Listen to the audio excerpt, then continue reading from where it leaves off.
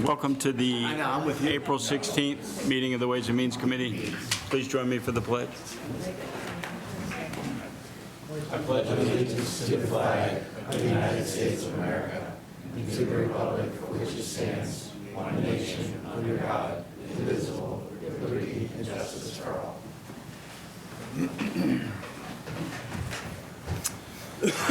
Welcome, everybody. Is anybody here for public participation? No. Elizabeth, do you have any words for us? No? All right. Welcome. We have a special guest. Welcome. I don't have any announcements. Anybody on the committee have any announcements? Motion to adjourn? No. Second? It's not debatable. So we'll move right to number 4, ignoring Mr. Monaco. So we're going to do the schools first. We're going to finish up the operating budgets first. So we'll start schools. Make your way up. Introduce. Nicole, Dr. Conti. This is the big public. Welcome. That's right.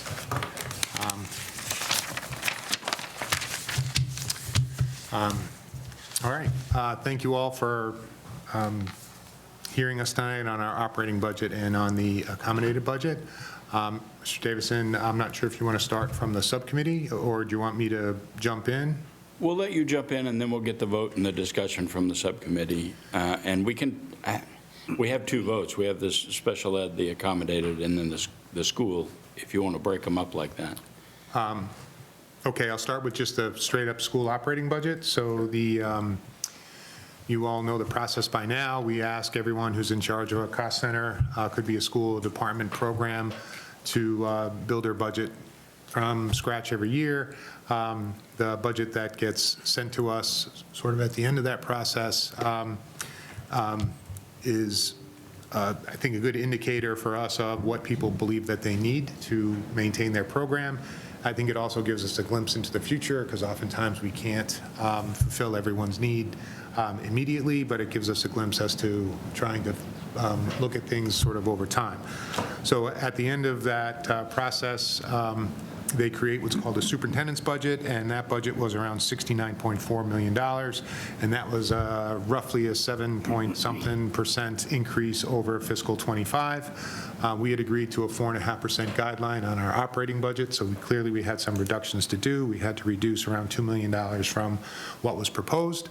As part of all the positions that people put in, again, the total of those were around 22.5, what I call full-time equivalencies, or FTEs. They might be slightly different salaries, but again, 22.5 positions. We've reduced those positions down to 2. So primarily, we got down to our guideline by reducing the positional requests that we had. The 2 positions that we are sort of proposing new for fiscal 26 can be divided into partial positions. So we currently have a 0.6 FT multilingual teacher at the middle school that we feel that we have the need to expand her to a full-time position, so that would be a 0.4. And then we've shared a human resource position with the town for at least the 17 years I've been here. We've seen a real increase in the need for human resource support. Our hiring used to be very seasonal, but we're now hiring and making changes throughout the year. There's just honestly different employment patterns. People aren't sticking with jobs like they used to, and I don't know all the psychology behind everything, but we need full-time human resource support. So you'll also see a point for human resource, a partial position for the HR director that is taking over the partial salary that town was picking up that we're going to bring into our operating budget. So again, those 2 together are sort of equate to a full-time equivalency. The other position that we're looking for is an assistant operations director. As I told the subcommittee, I'm very reluctant to add non-student facing positions, but with the 2 building projects we have going on with the rising costs of transportation, with food service, with maintaining the buildings that we have. The operations also oversees the clerical union, cafeteria union, and the custodial union, as well as the maintenance shop. It's more than a full-time job, and we need to have those responsibilities shared. So we also have an assistant operations director. Again, the title may change, but it's meant to be on the non-learning side of the house. And again, the salary is just a budgetary holding figure right now. I'm not sure where we would end up, but that's sort of in the budget. So those are the two new positions that we're looking for. Again, our enrollment is relatively steady. We are seeing, again, continuing increase in our multilingual population of students, and we're also seeing an increase in pressure on our children with learning disabilities, but that's been absorbed in this budget in the accommodated account. The other major change from fiscal 25 to fiscal 26 is 5 years ago, in the throes of COVID, the town used ESSER relief dollars. Many of you were here. They bought all the faculty and staff, administrators. They shifted us from Chromebooks to MacBook Pros, Airs, I don't know the model. They needed greater processing speed with the remote learning and some of the other things that they were doing. Again, the town generously used, I think, roughly around $500,000 of their relief funds to purchase them all at once. What Nicole has done a great job of, with some communities have not, is she's allowed us not to have any financial cliffs in terms of when that COVID money stopped coming. So we've absorbed the positions that we had, that we used the relief money for, into our operating budget, and our plan this year is to absorb the cost of replacing these devices into our operating budget. So we're going to sort of a 3-year lease purchase for our replacing these devices. So our plan is to replace all the devices now, moving forward on a 5-year cycle for our staff and administration, but again, in our operating budget, not in a one-time way or through a warrant article. So that's sort of the big change you have. And again, I did the same thing I did earlier, and I'm sorry, I should have started with this budget maintains our programs and our class sizes, which are very important priorities for the school committee, and also fulfills all of our contractual obligations. We are just completing year 1 of our 3-year contracts with the majority of our employees in our union. So this fulfills our contractual obligation. We had a question asked about the reduction that you had, which is around $107,000. We are looking to, Dr. Chen, the new assistant superintendent, is really championing changing our literacy program K-5. The materials costs are significant. There's really a lot of one-time startup costs with materials and professional development. You'll see that in a very expensive warrant article, which is really sort of my top warrant priority at the end of the month, which would cover that. We also built into the operating budget the materials that go with our current literacy program, and that's roughly the $107,000 of just sort of consumables, they're called, workbooks, things like that. So the plan would be, if the warrant is supported, we're going to reduce we don't need those materials anymore, and so that's where the reduction is in our budget. If the warrant isn't supported, we're going to need those materials, and so we would ask the school committee then to reduce the assistant director of operations position, and then we would use that funding for our existing literacy program. So we sort of have a plan A and plan B, moving forward with that position either being used for salary or used for materials moving forward, but we plan to stick to the 4.5% guideline that we all agreed to. So again, Mr. Chair, I want to thank the subcommittee. They spend a lot of nights. We have a very complicated budget, as you all know. I want to make sure I thank Nicole and her staff. I think she puts together a great amount of detail for everybody. And you get us at the end of the process where we really try to come in at guideline, but there was a lot of work and a lot of time and a lot of hard decisions that went with reducing what people were requesting down to the guideline that we had agreed to. So thank you. You're welcome. Thank you. Chris, you want to do a subcommittee? Yep. First, one sec. Deb, would you turn around and hit that unmute button? How's that, Cheyenne? We good? All right. Sorry about that. Yeah, I too want to thank the subcommittee. We spent a lot of time on this budget, going through a lot of things, and thank Eric and Nicole for our very specific and technical questions that we had, as well as I had the opportunity to talk to Christina, the SPED director, this afternoon to ask some specific accommodated questions as well. For the school operating budget, for a 4.5% increase, we voted 4-0-0. Okay. Questions? John? Thank you, Mr. Chair. Good evening. Just a few. So there's a couple things that, there's a little description of this in the budget, but I just want a little more detail. The two of the big increases were 25% on athletics and 126% on the in-service training. I just wanted to understand what those are all about. I can do the training, the athletics I might have to think about, but Dr. Chen reorganized the, how the budget was constructed for the training, so she centralized everything. So I think there were some reductions in other areas, Mr. Eiler, that she consolidated in one space because she wanted to have more say and control over what people were doing in that. So again, I think that line item grew, but I think there were some transfers into that line item from other places. Okay. And I know on the athletics, it mentioned that there used to be a lot of funding from the revolving account that wasn't quite covering it anymore, but was it covering 25% of it before? Or? So if I can answer some of that. So that's sort of twofold. So a combination of increased prices, and then also we switched this fiscal year to a online ticketing system for games. So it's fully electronic, but obviously it comes at a cost.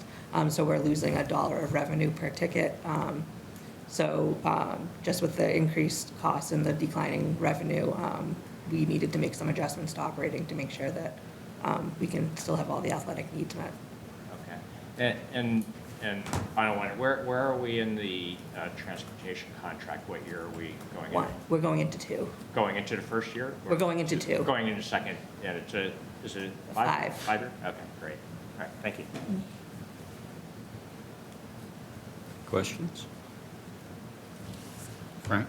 Thank you, Mr. Chairman. On the transportation contract, so you added, I think we added one bus in order to get things to work out in this current school year, am I right? I think we added one afternoon run. One afternoon run, yeah. And so that'll just move forward. Yeah, are there any more accommodations to getting them run? You don't know yet, maybe it's probably what you're going to say. No, I do think the school committee has really asked that Principal McMahon add some clubs and after-school activities at the middle school level. So I think we have, we are currently 3 days have a week. 3 days a week. We have a late bus at the middle school, and I think we have a late bus at the high school on Tuesdays and Thursdays. So, Mr. Motko, we always make some adjustments, but I do think we're still going to have the full 18 buses that we need every day. And then high school run, again, we'll have to go back. If we need it to get kids there on time, we'll do it. I think part of the assistant director's position is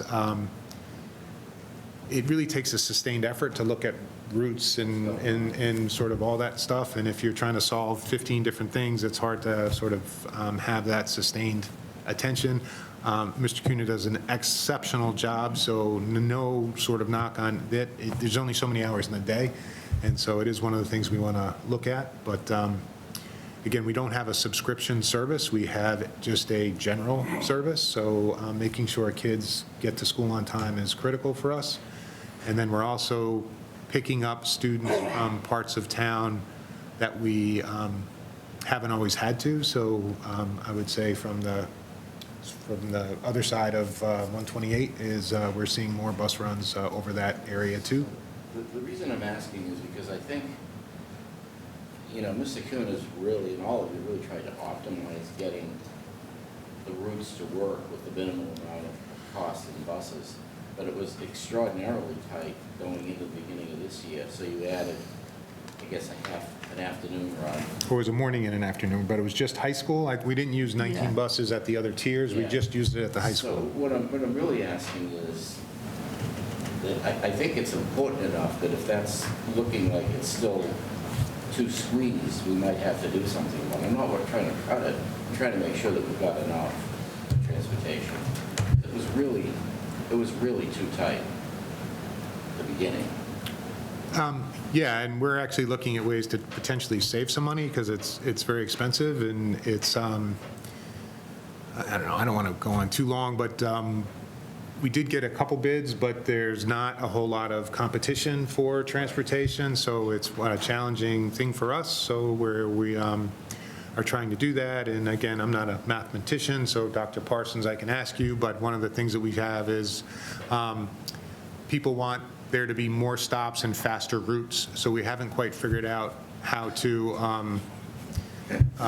bend space and time to stop at every driveway and to get the buses around quicker. So You need a magician out of that. The answer is bicycles. bicycles. So, but I'll say, but again, maybe we can have some of those conversations again as a community to see if there's other creative things that we can do to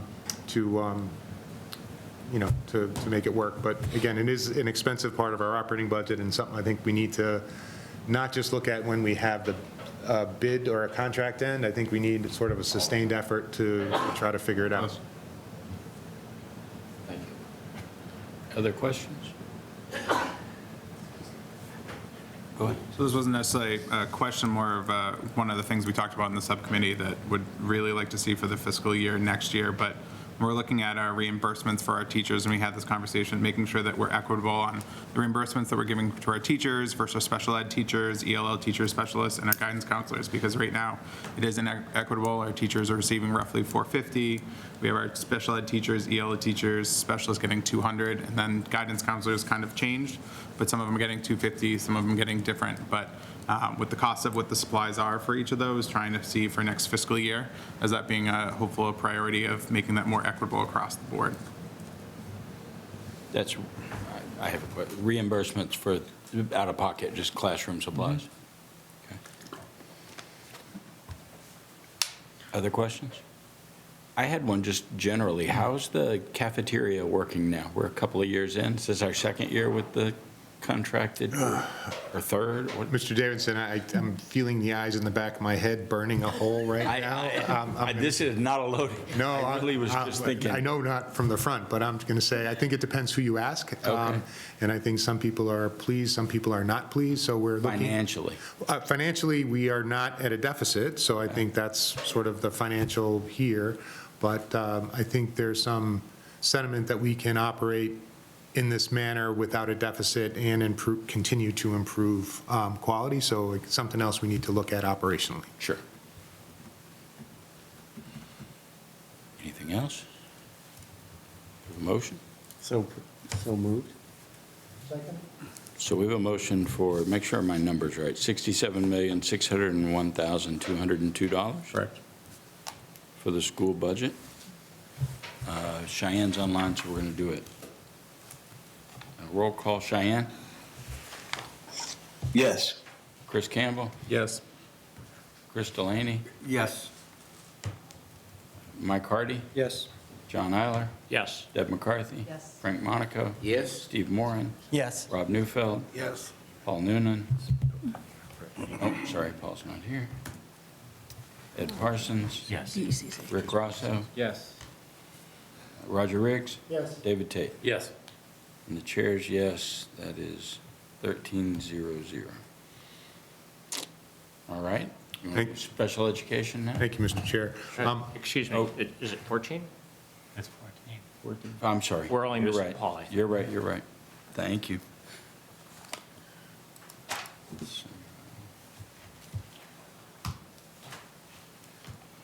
All right. Again, Mr. Chair, I may actually defer to Mr. Campbell because you just had the conversation with my Director of Special Education. So again, the overview is I'll say the accommodated account is incredibly important to the school district, to the overall operations, and I think it's one of the things that sets Burlington as a community apart, and it is the most volatile part of our school budget, and having the accommodated account and being good stewards of that account is really a way we can manage costs and have much more predictability on the operational side. So I don't want you to think that we take the accommodated account for granted, and I don't know of one of my colleagues across the Commonwealth wouldn't trade their current operations for how things are done in Burlington. So thank you very much. So I had some very specific questions, but appreciated the time with Christina as we kind of went through it. One other thing, big right off the top, you'll see is a out-of-district tuition decrease and then a lab tuition increase. And so this is an important point because it shows the district's commitment to moving students back towards a least restrictive environment, moving them out of some of our out-of-district programs into a collaborative setting, and hopefully bringing them back to the public school. So while that does look like a change, that's where we would want to see that going, from a therapeutic separate private school to a collaborative to then potentially back. So that was one of the big drivers for that lab tuition change, and is a very important partnership that we do tend to have. Special education transportation continues to be very expensive and a driving factor. It is not part of our contracts like our busing is, because it does not have to follow the same types of procurement, because it's special education, it's outside of that. So there is two that are relatively being used. Lab is one of them, NRT is another. But if need be, they're going out and finding other transportation companies, because sometimes the tried and true can't fulfill routes, and we are obligated to fulfill them. But unfortunately, it continues to be pretty expensive. Then one of the big things from this is the move into the high school and expanding our programs into the high school. So that is a big one, the 119%, and the 85% is moving that program into the high school and having the capacity there as they kind of move themselves forward. And then the other part of this, besides special education, is also our BECC, our preschool, that is part of this as well. And so the total is $16,266,011 for a 7% increase, and the subcommittee voted for 500 on this. And Mr. Chair, the only thing I would add is the 7% was an agreed-to guideline that the school district needed to bring in the accommodated account at, so we are bringing the accommodated in at 7%. Okay. Questions? Frank? Thank you, Mr. Chairman. Thanks, Mike. So, and for the operating budget, you put out what's called the superintendent's budget. Everybody gets to weigh in on, if I could, these are all the things that would really help me out, but, school by school, department.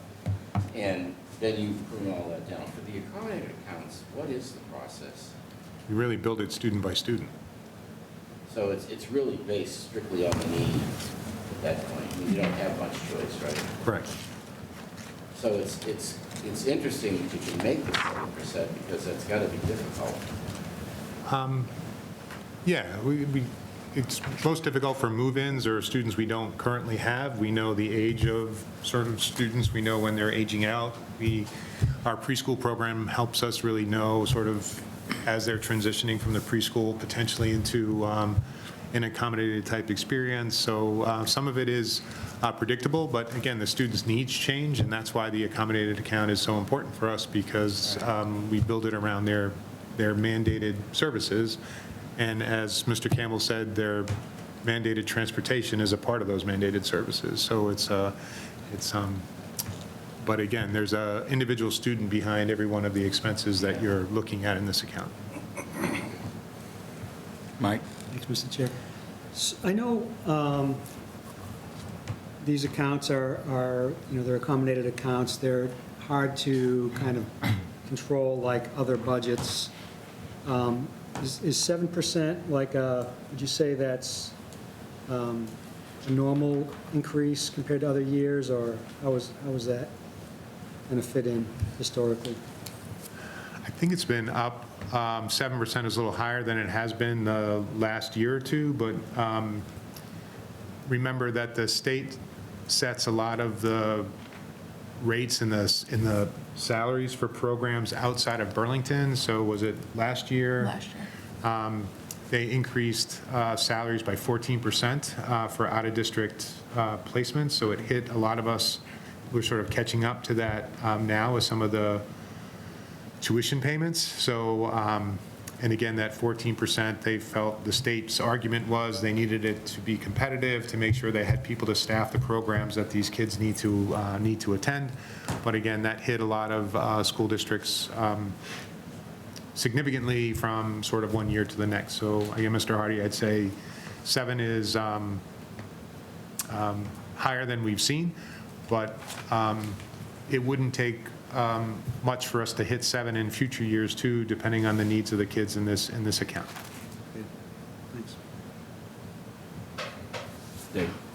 Just in general, again, busing is a big thing, transporting students, and what have you.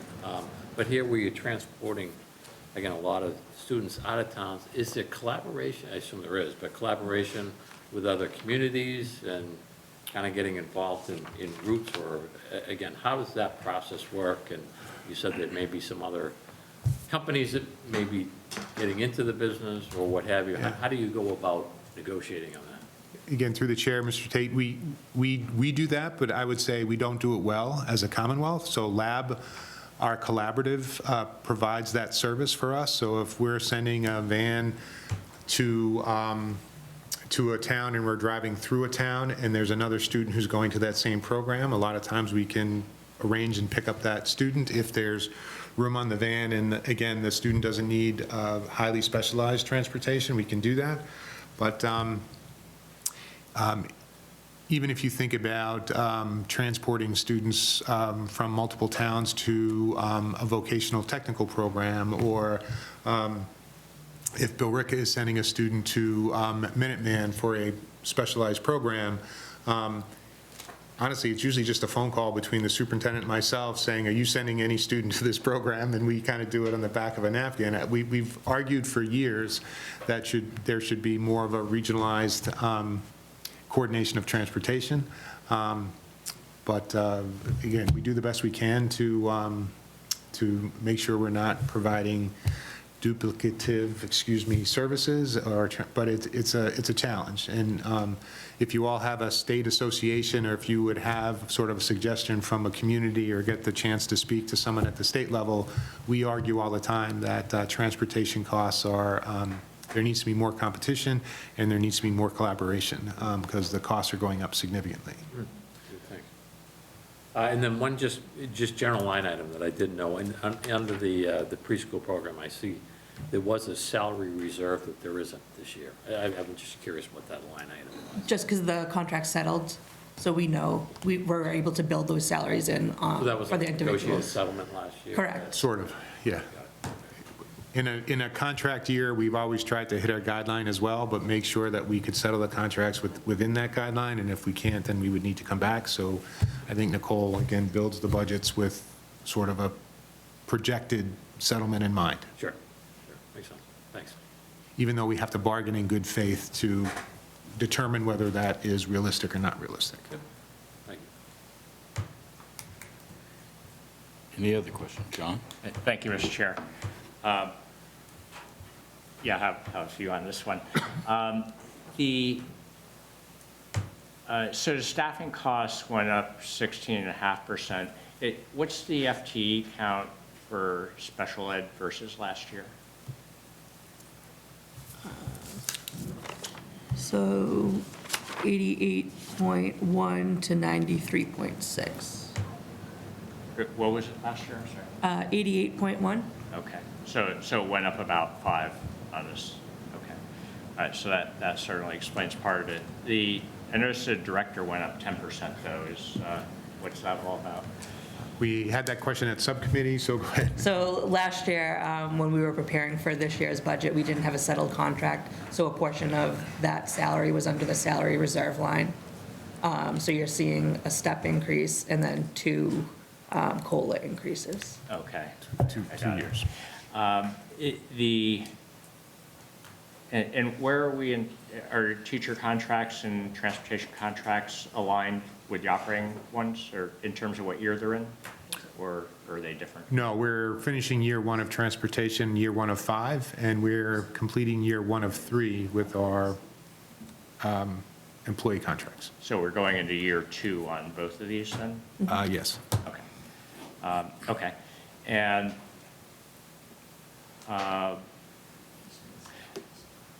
so I wanted to just drill down to the BECC a little bit also. So that has, it looks like 3.3 million for the operating expense on that.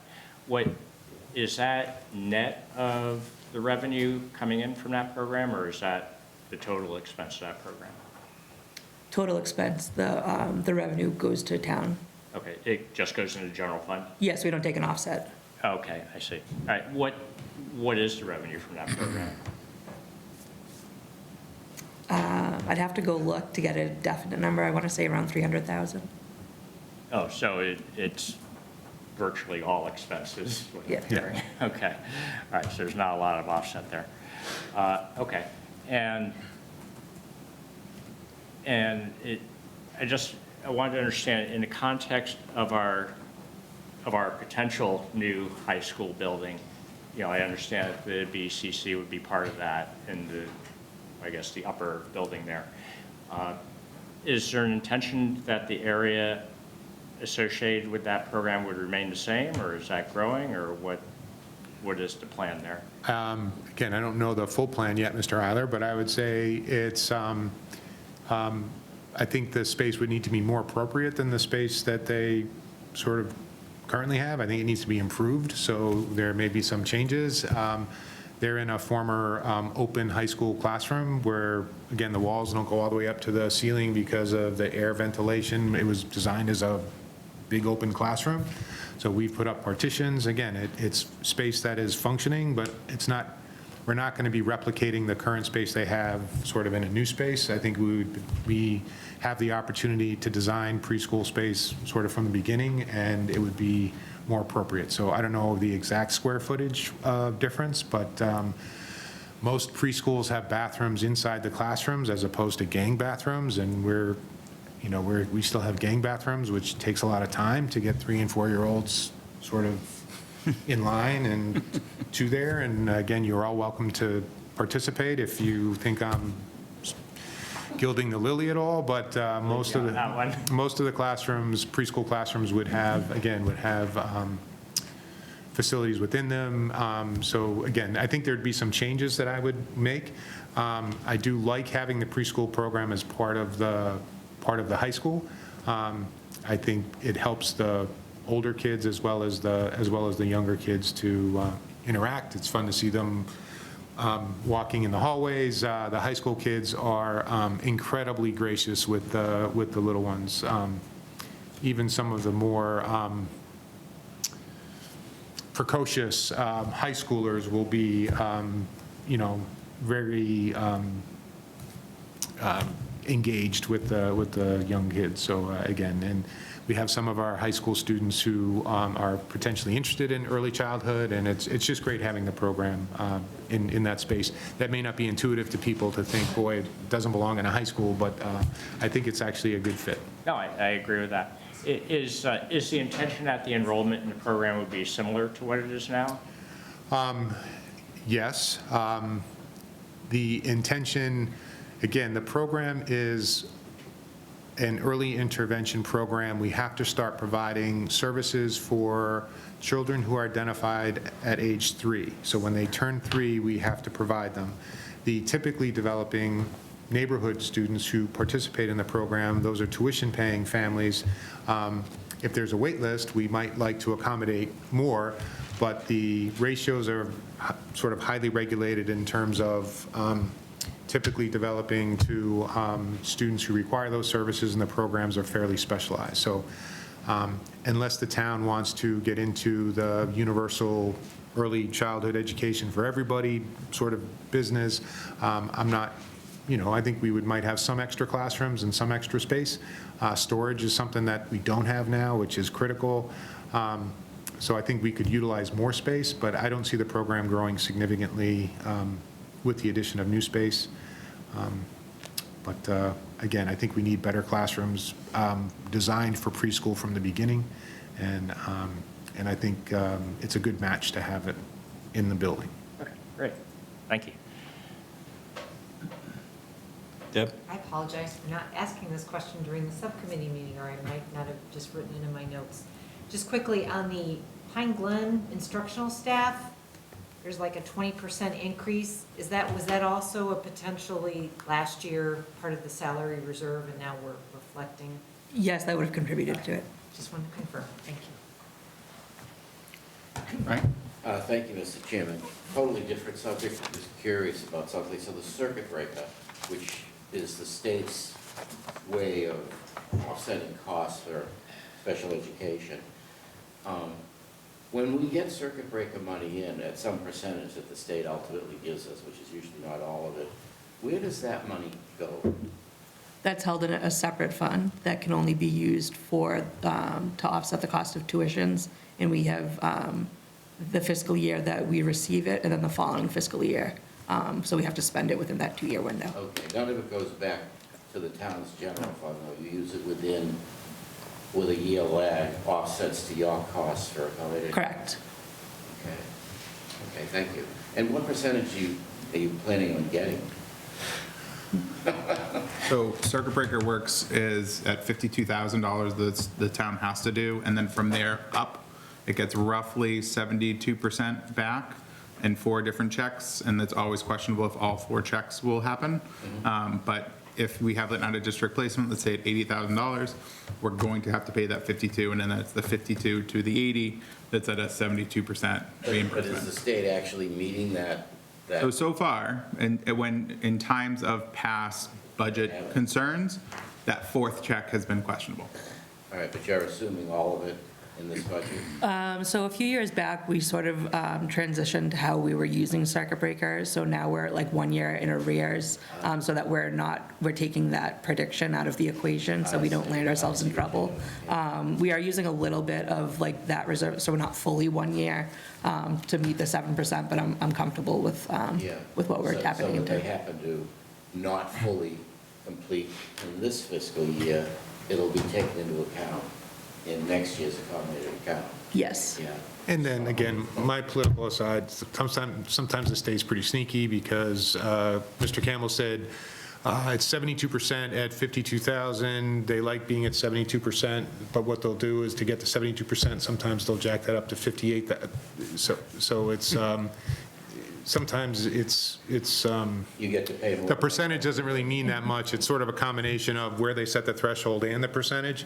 And they don't want to ever say that they're underfunding special education, so they change the Formula. So again, I think we're in a good position. Again, I think Nicole manages that well. Again, this is a very important account for us, and it's, we're very careful with it. Thank you.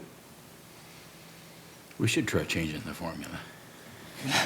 Good luck. Yeah. We should leave well enough alone, I think, right now. Any other questions? A motion?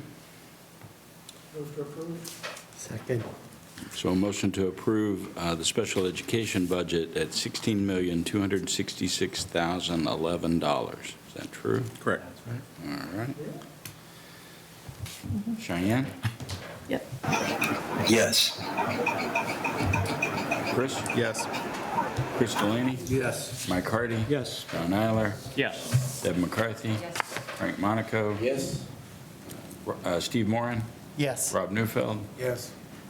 Ed Parsons? Yes. Rick Rosso? Yes. Roger Riggs? Yes. David Tate? Yes. The chair votes yes, 14-0-0. Thank you, sir. Thank you. Have a good evening. And I think we're back with the warrant articles on 28th. the 30th, 28th Yeah. for subcommittee, 30th. April 30th. All right, thank you all. Thank you. Thank you. You have Essex and Minutemen on there? Essex, not Minuteman. Yeah, Minuteman, 0. Yeah. So, So, sorry, where are we in the schedule? Yeah, we need to know where to go next. Oh, sorry, Oh, no. in an earlier email, I gave Brian yeah, well, 8 o'clock, and do I have to go chase him down? we still have to do Essex if you want to chase him down, or if you want, there's probably a few on there that we could do without him. If the he's right here. He's here, never Oh, mind. there it is. Problem solved. Problem solved. I was making some check marks, just some like transfer from the, Yeah, I was just trying to make sure. thank you. So the subcommittee, we don't have anybody from Essex, so you just, okay. So for Essex Tech, so we're going off of John Denizio's assumptions here, but it's $62,000 assessment and tuition for one student. So this would be a vote for $62,000 for Essex Tech. And we voted 4-0-0. Questions? Is it an identified student? Yep. Oh, okay, thank you. Yeah, we have one student. Yep. One student going there and one accepted. So could potentially be two, and that's why it's 62,000. So that's tuition. Okay. Yeah. Okay, so. Yeah, What's- I was wondering why it was like 62,000 for a single student. So it's 32 each year for each student. So it's about, the tuition was just approved the other day, so it's just under 20,000, about that 19,650 for the tuition. Then there's 3 incrementals, so transportation cost, a capital fee that they're allowed through legislation, and special ed increment if applicable. So those 3 things add up to about 31,000-ish.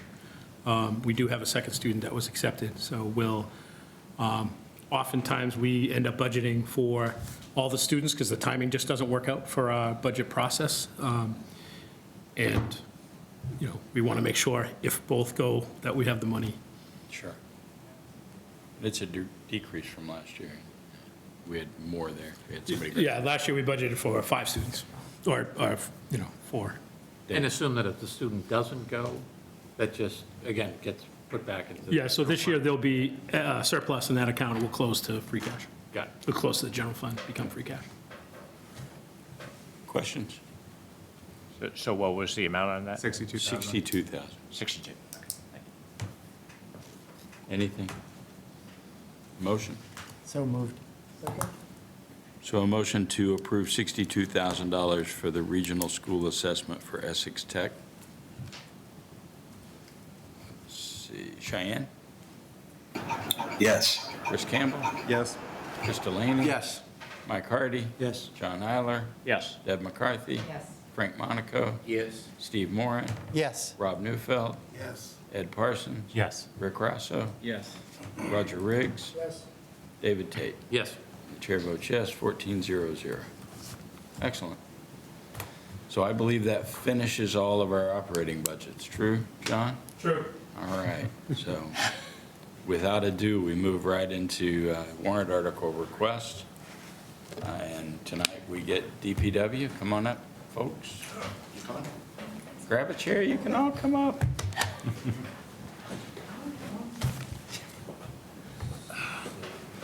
We're going to do them in the order of what's on the website. It seems easier, but I don't care. Yeah. I get lost easily. Is the order? Well, just to throw you off, the numbers are actually wrong in the agenda, but Wait, what's wrong? No, what's wrong? 16, that should have been 4-7. well, there's 5 of them, there are 4-16 in the agenda. Oh, my goodness, I'm sorry. That's just an observation, not a criticism. Well, That's right. Not a big deal. We'll fix them as we go. Details. Let's start with 4-4, drainage repair and stream cleaning. So if you guys will present, and then if the subcommittee has input, then we'll go. Sure. There you go. Yeah, the stream cleaning program has been in play for a long time now. We've been doing a couple $100,000 a year worth, various streams in town. We have a list. If you see the backup, we have kind of a hit list. It goes out pretty far. They're super expensive. It's about $400 a linear foot because it requires vector cleaning. You can't put equipment into the wetlands. So good program. It helps out with the people having, who live adjacent to streams that have, a clog with sediment and whatnot. So hopefully, $200,000 a year. We're looking at increasing it in the future to do more because it's very expensive to do. And it's been 200 for a long time. Yes, as long as I can remember, we've been doing this. I mean, it predates me, so I think it goes back to like probably the late 80s, they started doing stream cleanings. Yeah. So we do fewer feet each year, I assume, for the same money. Any subcommittee? 2-0. Any questions? I just have a general question. So there's quite a few streets on here. Like, is that the priority in terms of, are these all the ones that are going to be done this year, or are these the hit list for all the future years? No, I think, well, this year we're not going to do any. We've been running off the same permit since, I think, 96. We filed the first notice of intent with the Conservation Commission. It's out of date. We're going to have to, we've been extending it, and even this past couple of years, the contractors are like, are you sure this is legitimate? So, City of Woburn filed the same permit recently, and they were rejected. So we are going back to scratch. We're going to file a notice of intent with the Conservation Commission to do project by project. So the next one that's queued up is Manhattan. It's like 900 feet long. I think it's like $300,000. If you see I have it on the 360. There's years. Right. So what we do is we take the 200,000, we bank it. So it's going to roll forward. Whatever money we have available now, we'll add that to the 200,000. And the next one that is on the list is see, we did Allen last year, Manhattan, 42 Manhattan. All it is a point on the map. The stream runs from Violet down to Morrison, I think. So that is a 900-foot section that we have, is the next one that's on the list. So it's pretty much first come, first served. So on the list, as people call in, we evaluate the stream, and then we put it, in order to be clean. Because there is no places really that, if something came up as an emergency, say if we had a drain fail, then we'd shift the money towards that drain. But these are just, it's convenient. It's something that's good to do. It helps the people out. It's like nuisance flooding. The yards are wet because there's sediment in the stream. So if we take the sediment out, it helps them out. But it's not like an emergency. It's not like these people are getting, flooded out or whatnot. Right. And I would just add that, Deb, for the new people, often we'll ask, a question will come up of why isn't this in the operating budget if it's every year? But part of it is the ability to carry it over year to year and carry a balance. And sometimes you hold last year's and then you fund in July 1st, and then you have enough during the summer for a bigger project. So, Mike. Thank you, Mr. Chair. Is this totally contracted out? Mm-hmm. So the services and the machinery is done by a third party? Yes. Did we buy a Vactor, or are we planning on buying? Well, we have a Vactor, and then we actually have a Vactor on, as a warrant. But our Vactor and what they use is not, it's apples and oranges. They come in, their machines are they're much bigger, they're much more robust. Ours wouldn't be able to do this. So we basically can't do it? No, I couldn't do it in-house. Yeah, there's kind of two types of Vactors, one that is good at sucking horizontally over long long stretches, and then other Vactors are designed so that there's more vertical suction. What we use most commonly for water breaks and cleaning out sewers and manholes is the vertical, so yeah, it wouldn't do well over horizontal distances. That's just the way, I'm assuming there's some type of tube or something, and the tube is either vertical or horizontal? Yeah. I mean, it's flex tube. It's just the way that the number of pumps, the style of air pumps, and ours is, the tank on it's not sized. I mean, they have big tanks because they're sucking up large volumes every day. Ours is more on the smaller end for smaller excavations. Is it a a legal issue in terms of how we clean the streams out? Well, it's all regulated through the Wetlands Protection Act. And then we start, kind of cutting hairs with dredging. And when you get into dredging, it's more Army Corps permits and water quality certification. So that's where, that's why we're starting from scratch. We're going to file the permit, see what happens. Is the DEP want us more information? Does the Army Corps get involved? So it can get pretty messy pretty quick in terms of the permitting. But we want to do it now because we've been, we don't want to be in the middle of a project and all of a sudden someone from DEP shows up and says we're in violation because we've been sitting on this permit for 30 years. Do we do non-vectoring work on the streams, like cleaning out brush and sticks and fallen trees and that type of thing? The conservation has a hand cleaning crew that they hire during the summertime, mostly students. And then our crews, we have a Stedco, and one of the guys from the highway goes around to the different head walls. He has a list of head walls that he visits every now and then, make sure that there's nothing clogging, sticks, debris, whatever. Okay, thank you. Anything else, David? Just to follow up, I think I know the answer to it, but I'll ask anyway. So we have the ability to, again, vacuum out certain types of streams, small jobs, and then we need the big, powerful ones to come in that we subcontract out. Yeah, we don't do any streams in-house. Right. The vac that we have is just isn't capable of doing that. What if we spent the money to do it? I assume you need personnel and all that, so again, it may be a bigger question that's why we don't do it. But we spend a lot of money, we have a lot of streams. How much would the equipment cost? And is it worth investing in having the equipment ourselves in order to be able to do it versus spending the money to do a stream at a time? I don't think we've looked too deep into that. I guess for comparison, what always comes up is a tree division, why we don't have a tree division or the similar equipment. It's tough to justify. The personnel expenses needed are a lot. Usually, you look in the amount of work that you're doing is somewhat limited, so it's small crews. And it is such a small window of the year. So then the next question is, what does that division do the rest of the year when it's not summer? Makes sense. Thanks. Anybody else? Motion? Move to approve. Second. So a motion to approve Article 4-4 drainage repair and stream cleaning for $200,000 from free cash. Cheyenne? Yes. Chris Campbell? Yes. Chris Delaney? Yes. Mike Hardy? Yes. John Eiler? Yes. Deb McCarthy? Yes. Frank Monaco? Yes. Steve Moran? Yes. Rob Neufeld? Yes. Ed Parsons? Yes. Rick Rosso? Yes. Roger Riggs? Yes. David Tate? Yes. Chair votes yes, 14-0-0. 4-5, NPDES Stormwater Retrofit Project.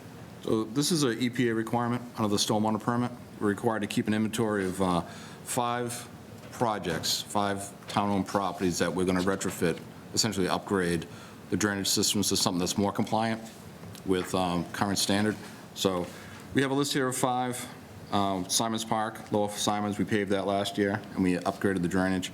So I think it's 100,000 every 2 years is what we're proposing. So we kind of dovetail this in with our paving program. We pave all the parking lots in town. So as we do a parking lot, we try to upgrade as much drainage as we can for $100,000. Okay. Subcommittee, 2-0. questions? Motion? So moved. Second? So it's moved and seconded for 4-5 NPDES Stormwater Retrofit Project for $100,000 from free cash. Point of information, is this an every other year program? This will be a, 100,000? yes, until, I just wanted to know if it's annual or every other. every other. Okay. All right. Cheyenne? Yes. Chris Campbell? Yes. Chris Delaney. Yes. Mike Hardy. Yes. John Eiler. Yes. Deb McCarthy. Frank Monaco. Yes. Steve Moran. Yes. Rob Newfeld. Yes. Ed Parsons. Yes. Rick Rosso. Yes. Roger Riggs. Yes. David Tate. Yes. Chair votes yes, 14-0-0. For the first, 4-6, vehicle replacement, $735,000. All right, so these are all the vehicles excluding the Vector. That is a separate one. I'll start with, and the backup's a little split, but the first one's the backhoe, so I'll do both C8 and C9 together. So the backhoe that a cemetery uses, 2011, so it's going on 15 years old, 14, 15 years old. We've had a lot of maintenance issues with it recently, and it's in some rough shape. It's probably the most used backhoe that we have, just because it's always digging almost every day for graves. And so the grave section, as we move into the new sections or the sections of the cemetery that aren't occupied yet, we're now getting into some of the older locations where space is tighter. And then we looked at replacing the backhoe to what we currently have, and the actual footprint for this same backhoe is actually bigger. So it's going to be even more difficult to fit into the tight spots. So instead, we have, when the backhoe breaks down, our cemetery has borrowed a Highway Division's mini excavator, and they found it to be work really well in getting in between the spaces. And because of the lighter weight, it causes less damage that they have to go back and repair the grass. So what we're proposing to do is replace the larger backhoe with two mini pieces of equipment, one mini backhoe and then one mini loader. So obviously the backhoe that we have now has both capabilities. It's a relatively the same price. If it's about $20,000 more based on the rough quote that we got to have two smaller pieces of equipment, but we think it works better for where we're at and provides a little more flexibility with two people being able to use it rather than one machine. The next one is W5, that's a six-wheel dump truck replacement. That's the primary large dump truck that our Water and Sewer Division uses for brakes. It's getting, we've done a few welding repairs on the dump body. So the dump body does not have much life in it. To just replace a dump body is 20 grand or so. And then it's also a 2012, so there's other issues with the maintenance and the rusting of the frame. So that's listed on there. And then the last one under the vehicles would be H7. That's our bucket truck. Again, 2012, we've had a number of issues with the actual bucket itself, which where our guys aren't certified to work on that. So anytime there's an issue with the bucket itself, we have to send it out for third party to repair. And similarly, the same thing, when they start getting up there in age, it's a question of whether inspection, state inspection will pass the condition of the frames. Subcommittee? Subcommittee voted 2-0 to approve. $735,000. Questions? Rick? Thank you, Mr. Chair. So what happens to the vehicles that are being replaced? We put them on surplus. Put them on Yep, the state, that's the process of, so like for procurement purposes, there's a low bid process when we're buying stuff. When we get rid of a surplus item, we have to follow similar procurement laws, and it goes to auction sites so that we get the best price. So the revenue comes back to the town? For the salvage value, yep. And so the amount that's in here, is that net of what you expect to get? That is just to purchase the vehicle. The funds, the surplus funds go into a different revenue account that we don't access. It goes back to the general fund. Okay, thank you. Frank? Thank you, Mr. Chairman. I just want to double check, Brian. So C8 and C9, that's the backhoe and the loader. Those two will go in place of the large backhoe that we have today, is that correct? Yes. All right. And the mini excavator, will that also be used to dig the double deeps? Yes. So what have we been using up until now to do the double deeps? The same backhoe. The big one? Yep. All right, so one of the things that I'm hoping is that we can get the tear up in the double deep area to be not so bad when you go back in, because those sites really look good when you let the grass grow and leave them alone. When you go back in there with a machine, you know, they look like hell for at least another year. Hell's probably a bad description, but purgatory. All right, so you think that will help with the double deeps? It should help, yeah, because the current backhoe is a wheel, so you're dealing with 4-point loads, and it's in a bigger piece of equipment. The mini backhoe is going to be a track style, rubber, should be rubber track, so and lighter. Okay, and all right, and so you will use the mini excavator exclusively for the cemetery? Yep. All right, now the other piece of this, to get the equipment, it's the funding. So the Sale of Graves isn't participating in this at all to fund it?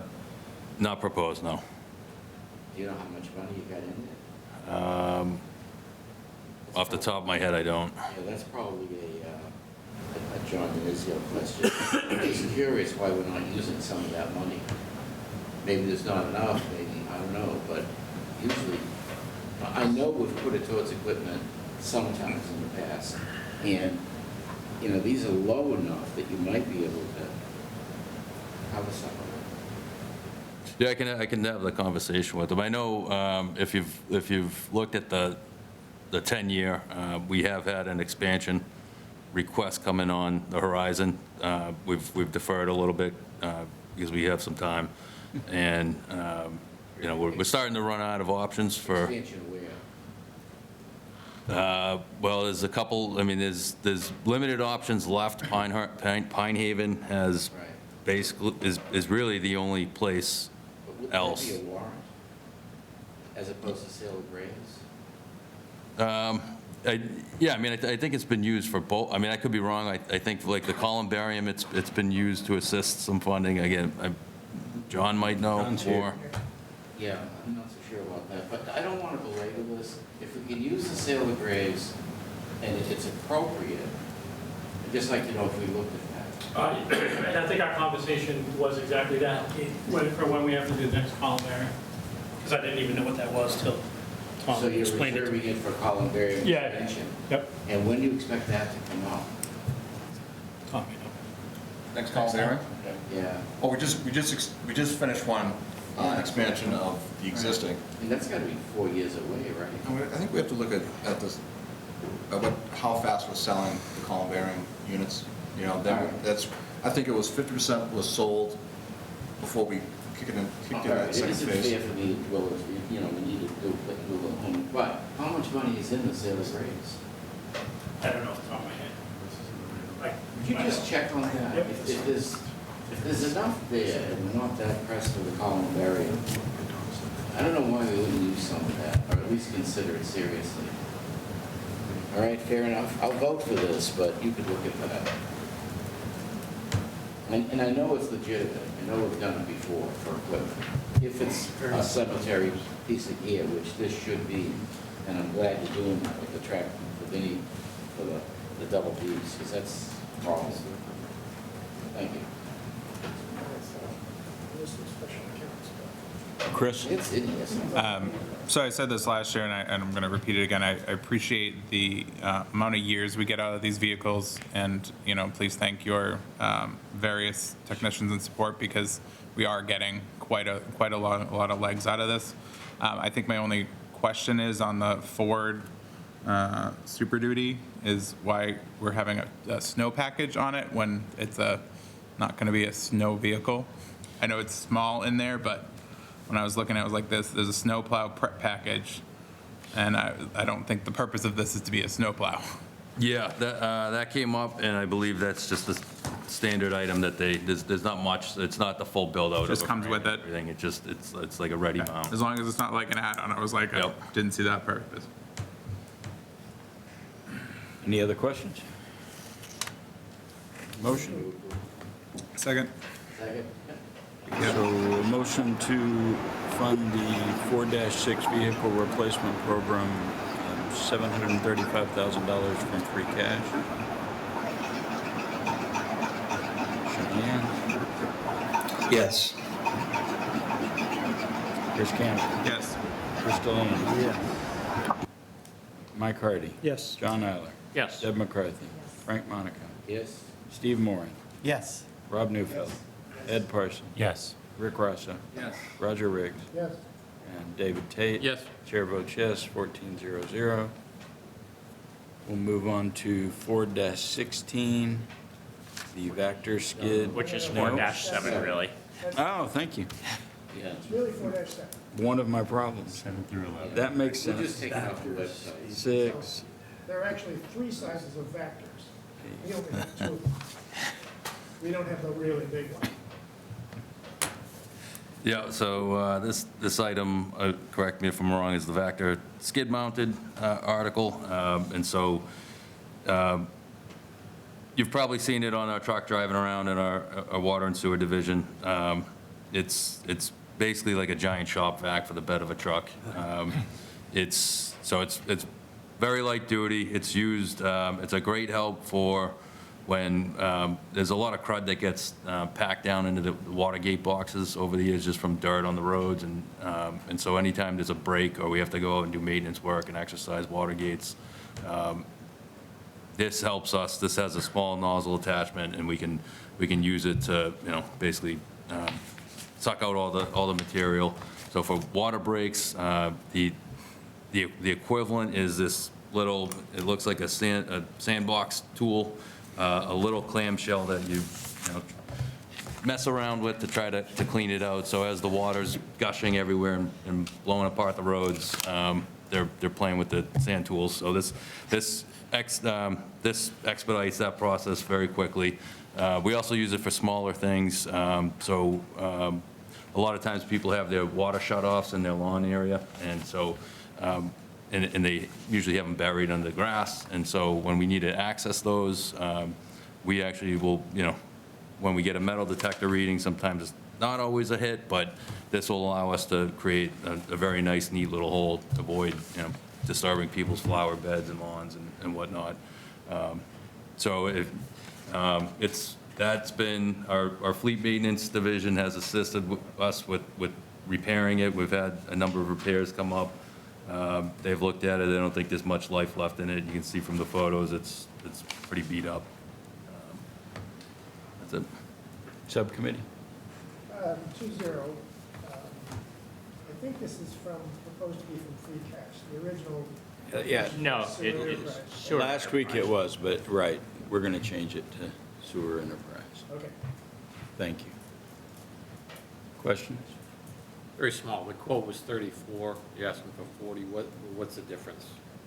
Just contingency. It's just rounding, make sure that, what we're checking on now with all these quotes, because we get them, we start being asked for, budget stuff in October, whatnot.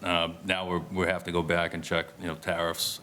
A lot of them are increasing the prices. So fortunately, I think even with the vehicles, we're getting updated quotes. We don't have anything firm, but in conversations with the vendors, they because we have that contingency built in, we're able to continue to purchase it, not have to come back and ask for additional. Frank? Thank you, Mr. Chairman. I just want to make sure I understand this. Today, the town owns and operates one Vector or 2?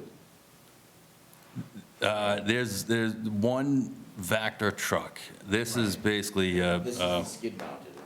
yeah. So we have each of those today. Yes, And the Vector truck, I know what that's used for, and is that being replaced as well yes, this year? yep. Both of them? And it turns out, yes. Yeah. And you really think that this smaller piece of equipment is just the right thing to use in the smaller jobs, the truck, I know the truck is huge, all right. But this is 40,000 and the other 7 something? Yeah, the other 790. Yeah, okay. And the life of this, you think is what, a new one? Yeah, but I'd guess 10 to 15 And years. what's the life of the truck, the big one? The big one, so I mean, the big one takes beatings, and it has a lot of idle time on it, so it's one of the more abused trucks there is. It's 10 years, the current one's 10 years old now, and so right around 10 years is, we're starting to see a lot of repairs. We've upkept it pretty well. If this one will, if we can actually lengthen the life of the larger truck, when you're doing a water main and you've dug a big hole, and you gotta suck a lot of gravel and mud out of there, you gotta use the big truck. This is gonna, this would be like a straw in a swamp.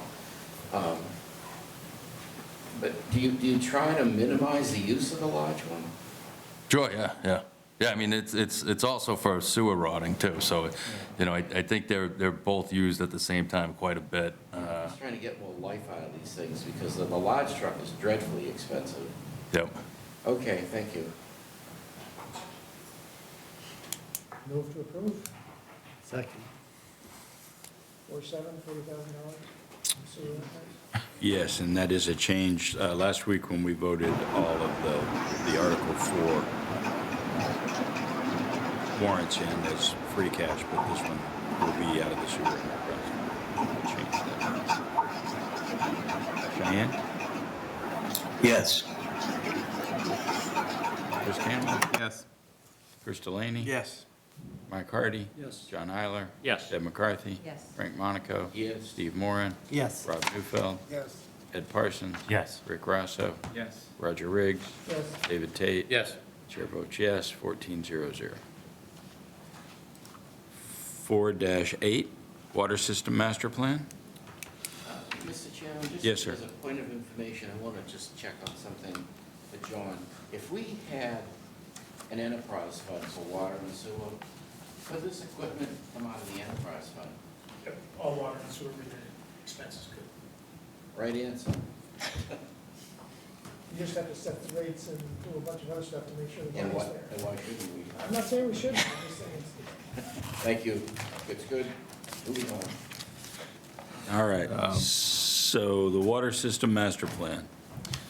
So this item kind of came up with two aspects driving it. One on our prior to me, John Sanchez had Center Street tank replacement on the long-term capital project. I think they had some leaks that they repaired back in the day.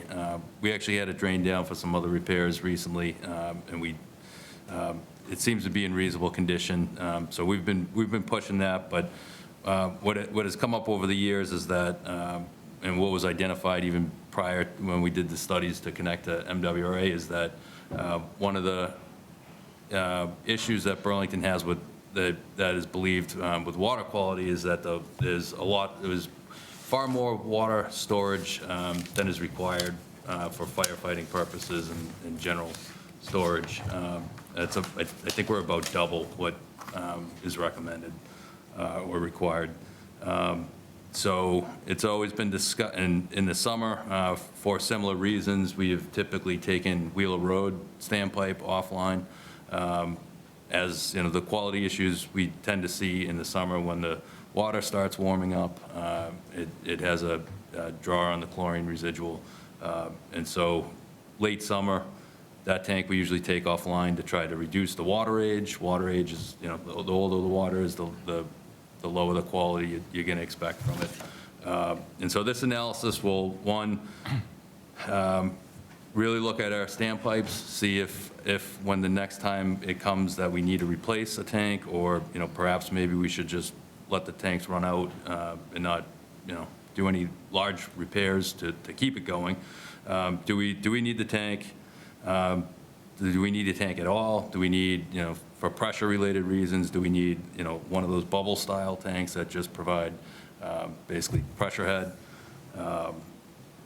And then similarly, what we plan to do, wrap into this is, this should all kind of tie into when we hope that MWRA 2B completes. So we will also have as part of the water master plan, go back, do all the hydraulic tests on the connection, make sure that, the original numbers that the engineer's model stated we would get, confirm that we're getting, 6.5 million peak day, and update the map to reflect all that.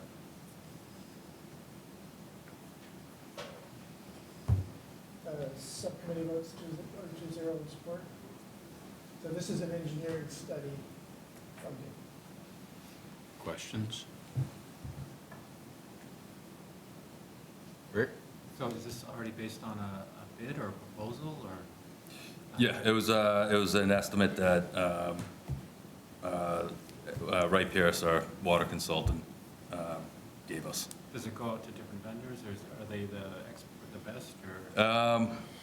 I mean, usually once you have an engineering consultant, so it's not, the state doesn't require you to do low bid for consultants because there's a lot of back knowledge that they gain. But we keep an eye on, what their prices are, what their profit rates are. They give a breakdown of the cost. So we keep an eye on to make sure that they're providing reasonable costs. But, Wright Pierce they did the original hydraulic analysis.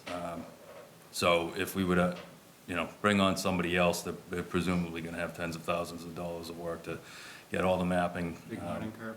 Yeah, to bring everything in. So it's with engineers and consultants, it can be a tough, they can be a hurdle to jump over, bringing a new one on. Okay, thanks. Other questions?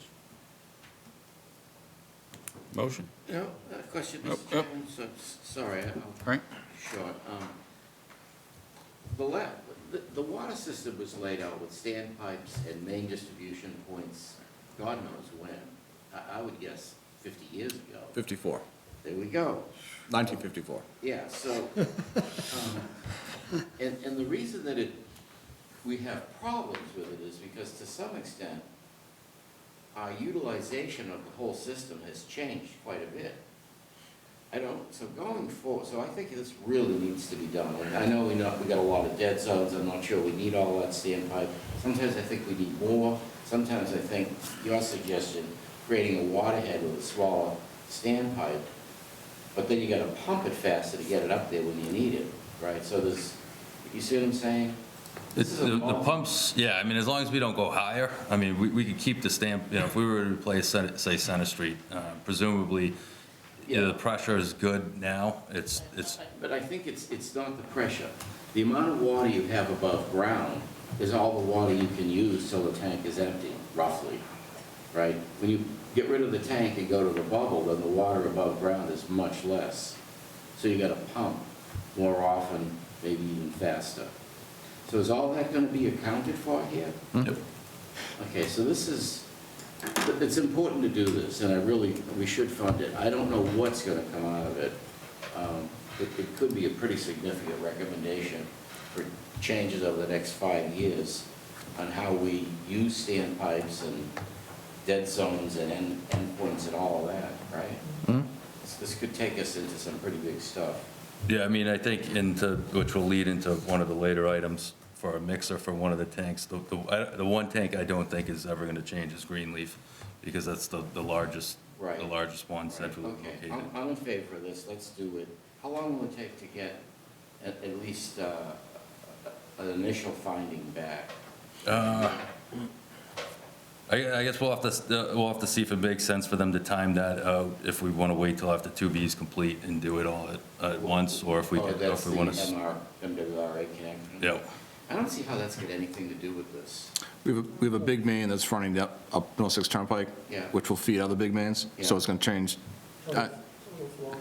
Yeah, the hydraulics will change. So right now, we have a 10-inch pipe, we're going to a 24-inch pipe. All right, so, and that's about a year out, right?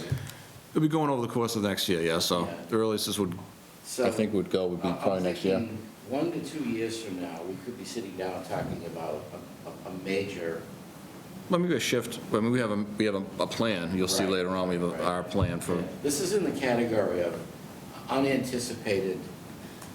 well, the plan is very fluid, things change, regulations change, so you can see, when I'll talk about the master plan we have going now, it's changed already. Yeah, okay, No. keep going. My 2 cents would be, is like, I don't think it'll change drastically, except in sort of maybe some big elements of like a tank. Except for the big changes, it won't change at all. You have those $1 million bills, by the way. Well, a lot of these were already planned, we had $1 million for the Center Street, that now was a $100,000 master plan. But the rest of my sentence was that a large part of the town, the residential part, where most of the pipe work is not changing drastically in terms of flow or connectivity or anything. So I don't expect to see big changes recommended for the vast part of what's in there. Maybe all the big feeders and some storage stuff. So Yes. yes, there could be a lot of money. Right. Anyway, that's my 2 cents. I agree with you on both things. Okay. And I love that it's a You're welcome. fluid problem. I don't remember now. Do we have a motion? Yeah, well, I think it wasn't approved. intended. So $100,000 from free cash for the water system master plan. Cheyenne? Yes. Chris Campbell? Yes. Chris Delaney? Yes. Mike Harvey? Yes. John Eiler? Yes. Ed McCarthy? Yes. Frank Monaco? Yes. Steve Moran? Yes. Rob Newfeld? Yes. Ed Parsons? Yes. Rick Rosso? Yes. Roger Riggs? Yes. David Tate? Yes. Chair votes yes, 1400. You, moving on, the Greenleaf Tank Mixing System, Article 4 dash, I guess that was, for $300,000. it was sooner than I thought. The time pairs up nicely. So this is the tank that is the main tank. We don't think it's going anywhere. Coincidentally, I believe it's the only one that doesn't have a functioning mixing system, which is I think odd because of the amount of volume of water in it. So a lot of times, so our standpipes were kind of built back in the day when the conventional standard was kind of just have one pipe coming in to fill it from the bottom of the tank, and the same pipe is where the water leaves. And so what happens is you have a first in, last out type of usage scenario with the water that's in the tank. So the water that sits on the top is just going to stay on the top if there's no mixing, and it's just going to, we never fully empty the tanks, or else we'll have pressure problems. So they only get to about halfway down, and so all that water just kind of shifts without a mixing system in it. So we have, like I said, in the summer, we start to fight with higher temperatures, water quality issues. We have to supplement sometimes with additional chlorine. And there's additional, there's potential, DEP has been talking about coming out with new regulations that require certain sampling parameters for standpipes and throughout the system. So this should help address both just our water quality issue, as well as meet any, looming regulations that may be coming down the road. Subcommittee votes 2-0. This is actually for piping and installation, right? Or is it actually the engineering part of it? This is piping and insulation, yep. Yep. So it'll be done when this is complete. Yep. Mike? Would we have these tanks in both cases where we took water from the MWRA and we make our own water from the reservoirs? Is the construction of the tanks kind of independent of that, or is it?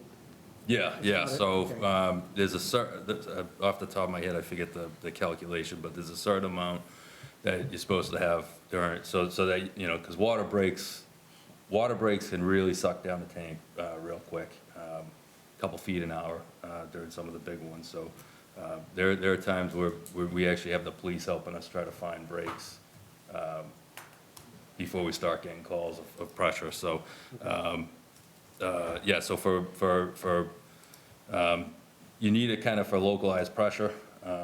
because without them, you're just relying on the one individual feed to keep up with the demand in the localized neighborhoods. And then two, similar to water breaks, if there's a fire, that's gonna draw a large amount of volume down.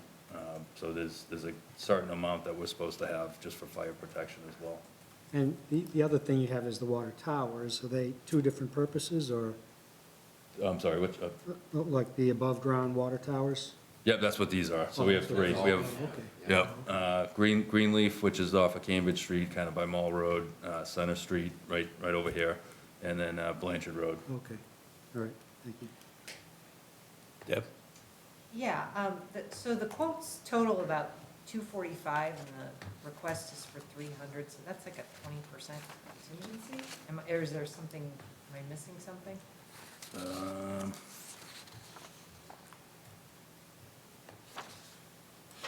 Yeah, I think it's,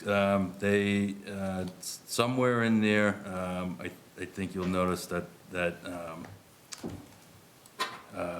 they put a lot of disclaimers on, because they don't really get to see the inside of the tank where everything's gonna be mounted. So there's a lot more uncertainty and, need for contingency for not being able to get, if there's gonna be all these additional repairs once the tank's completely drained down.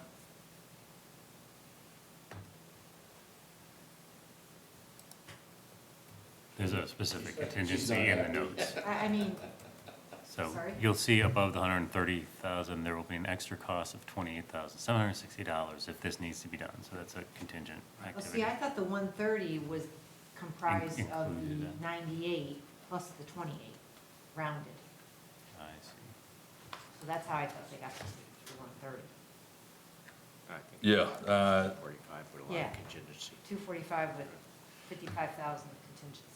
Seems a little high. This is free cash, though? All right. Yep. Yes. And this is still put out to bid, right? Yes, and any money, we'd rather have more than less. So anything that is surplus, it just goes back to the general fund. yeah, so, again, we, depending on how certain we are in it, if we're pretty certain, we typically do like a 10% contingency. The more further out, time-wise we get, and the more uncertainty there is, we'll go with higher, 15, sometimes 20. This, we actually don't plan to do until probably spring of next year. It's not something that we want to drain down a tank in the winter for. And then, our big, just the way things work out, if it disturbs the system, then we can't, it's really difficult to flush the system in the winter because it's going to cause icing problems. So, it's not going to probably happen for like another year, which is another factor that is why we're kind of leaning a little higher on the contingency. Other questions? Frank? Thank you, Mr. Chairman. When was the last time, which plays right into the questions you've already had, when was the last, this is Greenleaf, right? When was the last time it was really, overhauled? So the interiors of these things, they rust, there's all sorts of problems after, I guess, 30, 40 years, 30 years anyway. When's the last time this tank was actually really overhauled? We actually did it after, not long after this recently, for maintenance purposes because it had been so long. So it's been sort of looked at and rehabbed fairly recently? No, yeah, I mean, we have, with DEP, we're required to do certain periodic inspections. Right.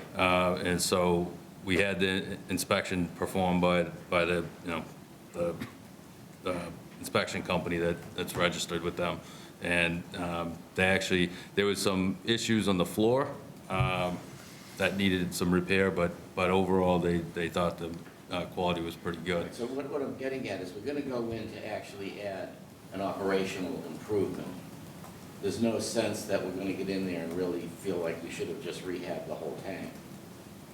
I don't think, no, I don't think so. But, I mean, to what's needed to affix large piping, I mean, maybe they need to shore up some things structurally. But in terms of the actual quality of the tank, it had a pretty decent, What are the chances the master plan work would imply some additional things that have to change at Greenleaf? Like other equipment in it, lines, pumps, capacity? I think the mixing would be really the big thing. Particularly if the recommendation was to keep all 3 tanks, then particularly with the, DEP considering regulation, they would. If we should wait for the master plan to come back with an initial reading. Sounds like it might turn out anyway, but. Yeah, I mean, I think Oh, this. I see. You think it's a year out before you even start? Yeah, I mean, in terms of water quality, I think this is gonna, I don't think this is gonna be a waste for whatever the recommendations are. Yeah, I'm This just is, wondering if we should just get more information from the master plan before we tackle this.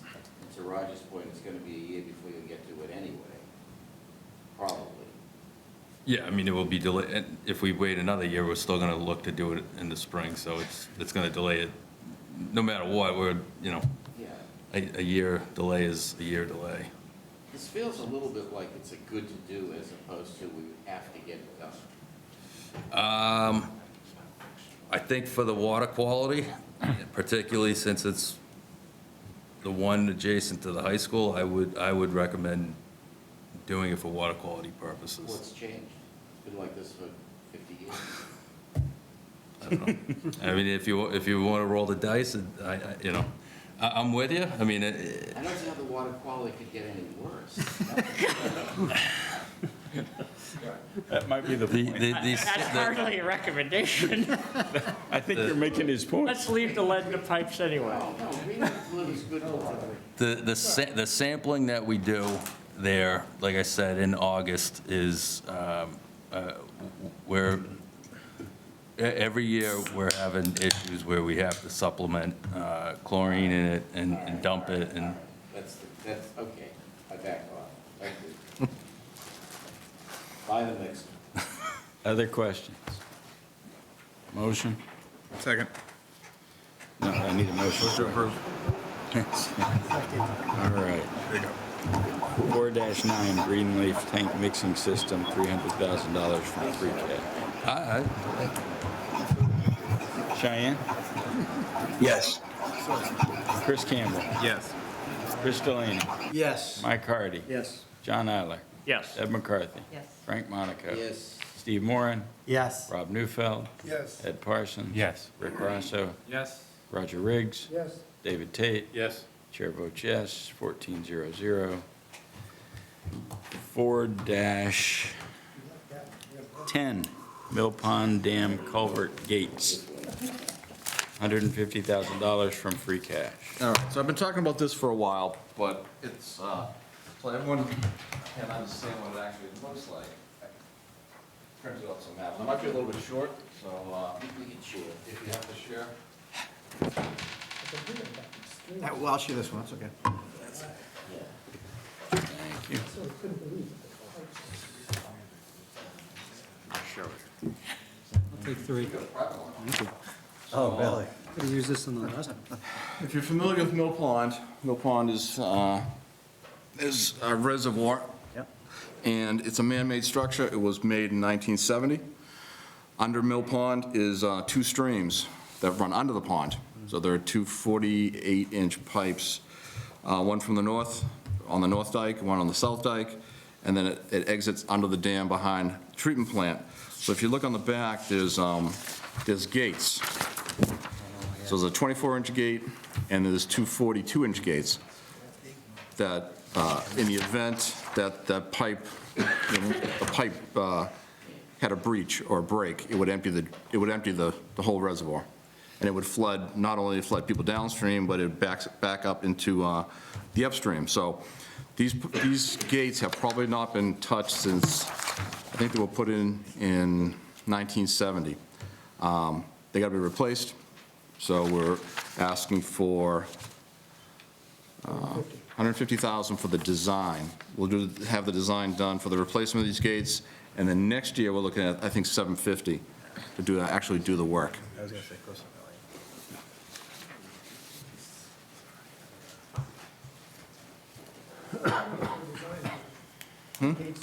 lot of money, sorry. No. That's a lot, I know I should have asked it before, that's a lot of money for three nearly identical designs. Yeah, I mean, the big gates, and there's a lot, it's not just like digging a little hole and taking a water gate out. A 42-inch gate, yeah, it's a big gate, so there's going to be environmental concerns, structural concerns, geotechnical. All right, but this is all just the engineering. And it's a, Construction done. yes, Bid documents, permitting, Okay. the stream bypass, where, how are we going to bypass the streams if it's still, the pipes are still filling with the water? Okay. Subcommittee, 2-0, in favor. questions? Mike? The two 48-inch pipes that run from where the water enters under the reservoir to where it goes out, how deep are those? how deep are they under the reservoir? Yeah. I mean, we could probably pull the plans. I mean, they've got to be under the soil. I can't tell you off the top of my head. We could look at the So reservoir. it's not like they're lying at the bottom of the reservoir. Oh, no, in the they're water. buried. They're underneath. Because, I mean, I would suspect they're also, because they will be buoyant. For the most part, they're hollow. There's just a stream going through them, so it's open channel flow. So it's not like a pipe full of water. Its pipe might be half full or even dry when the streams dry up. So they would pop. They can float. So I would suspect that they're either buried and ballasted, so they're not going to pop out of the ground. So these gates and the gate valves, it's not meant to gate the water in the reservoir. It's meant to gate the water that's flowing under the reservoir. Correct. So in the event that those, and that's why people have a hard time getting their head wrapped around the fact that there's a stream under the brook. They're not connected. The brook is man-made.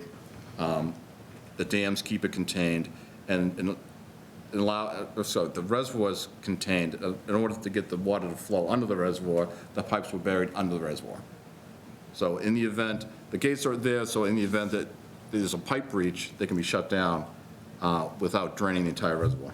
And is there a lot of water flowing from that brook? I mean, I kind of go by there a lot. I don't see like raging water with rapids or anything. No, it's not raging, and even downstream.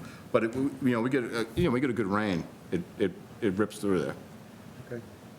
And when it pops out on the other side, it just flows into a stream in that neighborhood there, or? Yeah, if you go on Winter Street, there's a couple ranches there, and between the houses, there's a stream. And it's part of when we first renovated the Mill Pond, when you did the first edition, the city of Woburn requested that we do stream cleaning to get all the sediment out of the brook in Woburn to help facilitate flow through there. Okay, yeah. I didn't realize there was that much flow. Okay. Well, if there's rain, it can be pretty aggressive. It's a lot of water. When it's dry out, it's just a kind of, about just a regular brook, but once, it's big sub-areas. You have both sub-areas, the north and south. Like, anytime we have a good rain event, let the stream start going. Okay. And if it broke, those houses John. downstream would probably get flooded. Absolutely. John? Thank you, Mr. Chair. Yeah, I just wanted to double check the numbers because something is slightly different. Did you say to then do the actual work would be $750K, and so it's $900K all in with the engineering? Mm-hmm. Okay, got it. Thank you. And then, it's just an estimate, an engineer's estimate. Yeah, so I understand. Once we put out the bid, we'll bid the numbers. Ed? So, am I correct that these gates would shut off that flow so as not to empty out the reservoir into the streams? So if we need that insurance, that assumes that there's some risk of a breach. What is our contingency plan? What's the risk analysis for that happening, and how much would it cost to repair if we did have a breach under the reservoir? I don't think anyone's ever calculated it. All right, so if we were to actuate afraid these, to ask. we'd have a whole heap of Well, problems, financial and otherwise. if there was a breach under the dam, a breach under the reservoir, and we could contain it by shutting these gates down, then we could bypass the stream. That's not a problem. But we don't want, I mean, first, we don't want people downstream from getting wiped out, because it's not going to be, it's not low pressure. There's, I forget how deep the reservoir is, but there's a lot of head pressure in that reservoir compared to, Yeah. height-wise. So people downstream will get washed out, and then it's, it's our water supply. We want to make sure it doesn't, go empty. Right. But if you shut the stream, then the people upstream. Well, we'd have to bypass, because that water would build up. And whether it just gets pumped into the reservoir, Okay. yeah, I mean, probably the easiest thing is just get a couple bypass pumps, a couple mobile pumps, and just pump it over, into the stream and just into the reservoir, and then let it overflow, On the other side. downstream further. Mike? So I didn't realize what the worry was here. Just want to make sure I understand. What you're saying is you're concerned that there could be a rupture in one of the two 48-inch pipes, and that would suck the water out of the reservoir. Half a billion gallons. Okay. And, 30, 40 foot head pressure going down into that. Okay, all right. Shooting so every, out of both ends. so we have an emergency action plan with DCAM, not DCAM, DCR. And so every year we meet with Woburn, Wilmington, more for if the actual dam itself, the reservoir were to breach and what to do. So it would probably be pretty similar. I mean, lesser extent, but I think the damage is not something we want to play around with. What is the yellow kind of structure-looking thing on the side of, is that the water treatment plant? Yeah, so all the orange lines, those are all drain lines. Okay. So it comes from the GIS. I just, it's all the drain lines. I wanted to depict the two lines under the reservoir, but the plant itself is surrounded by, there's a ton of drainage there. Just with the operation of the plant plus the drainage in the parking lots and the drainage that goes on Winter Street.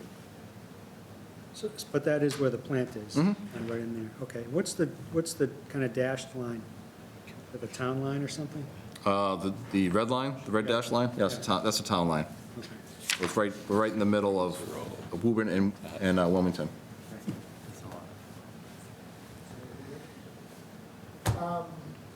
Have we ever done a visual inspection of those 48-inch lines? No. Would that be something we could do? If you think there might be a rupture, you could catch it with a visual inspection. Well, there's just the weight of everything above it. The entire reservoir over it. No one's ever asked a question.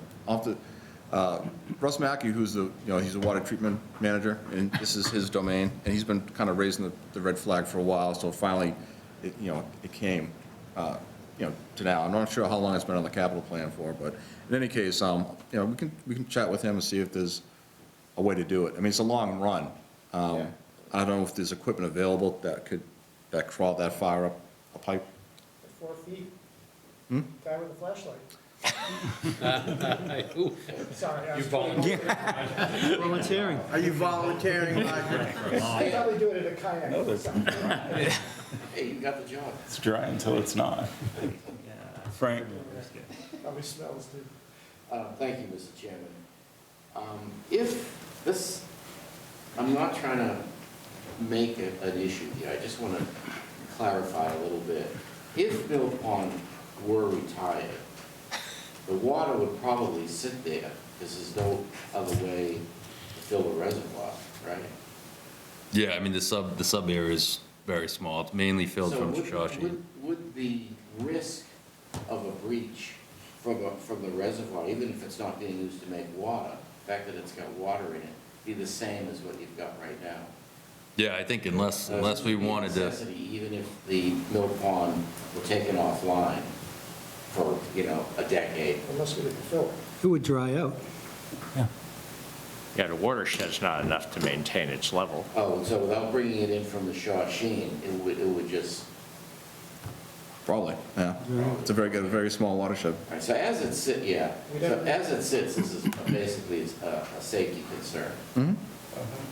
yeah, and it was, I will say, at DCR, when in their inspection, also recently brought it up. Brought it up. And so it's 150 for design, and then you're speculating to actually build the thing is another, 750. holy cow. Okay, Yeah, well, I mean, good news. You guys are just enterprise fund? cheering me up for the next couple of years.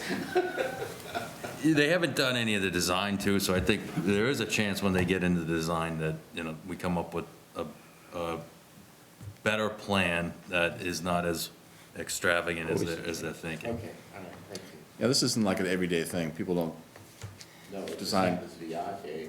yeah. It's an investment in our infrastructure. Tell me what the risk is.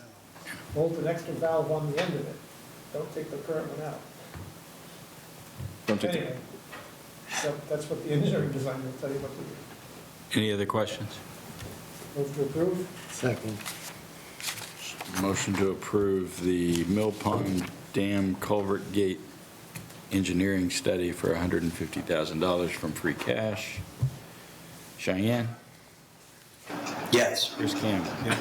Chris Delaney? Yes. Mike Hardy? Yes. John Eiler? Yes. Deb McCarthy? Yes. Frank Monaco? Yes. Steve Moore? That was Yes. painful. Rob Newfield? Yes. Ed Parsons? Yes. Rick Rosso? Yes. Roger Riggs? Yes. David Tate? Yes. Chair votes yes, 14-0-0. And we move to the 4-11, the PFAS clay media pilot study. Frank, you're going to love this one. Well, I'm having so much fun on this tonight. This is a positive, possible money-saving measure for Mill Pond.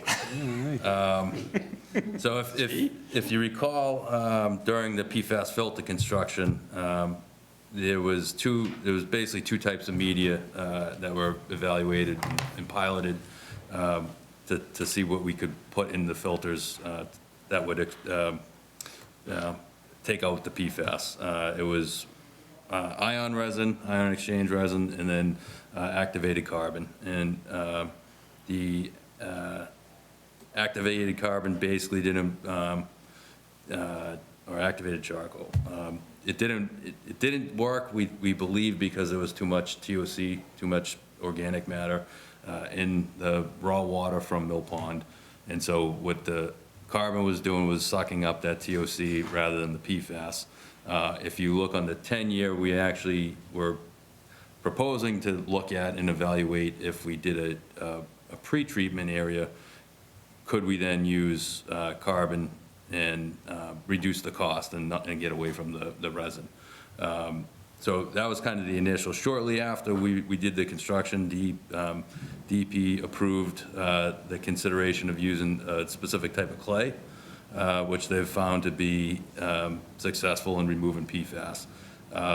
This type of clay has been, I guess, widely used in environmental cleanup efforts, less so in treatment operations, but when there's hazard spills from highways and whatnot, they would use this to line the bed to absorb all the chemicals that came out. So this actually, it's no one wants to give real numbers of how, they just say, you really won't know until the pilot comes out, but the rough numbers that have been thrown out is, carbon, activated carbon would be maybe half the cost of resin.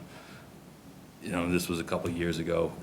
And then clay might be a little bit more, but probably, they're guessing maybe a third of the cost of resin. So this would basically, before we use it, we have to pilot study it and show the DEP that it actually works and removes the PFAS. This would fund that, and hopefully we have some good news, and we can, instead of asking for, $1 million every 18 months or so to replace the resin, it'll be more like 600, 700,000.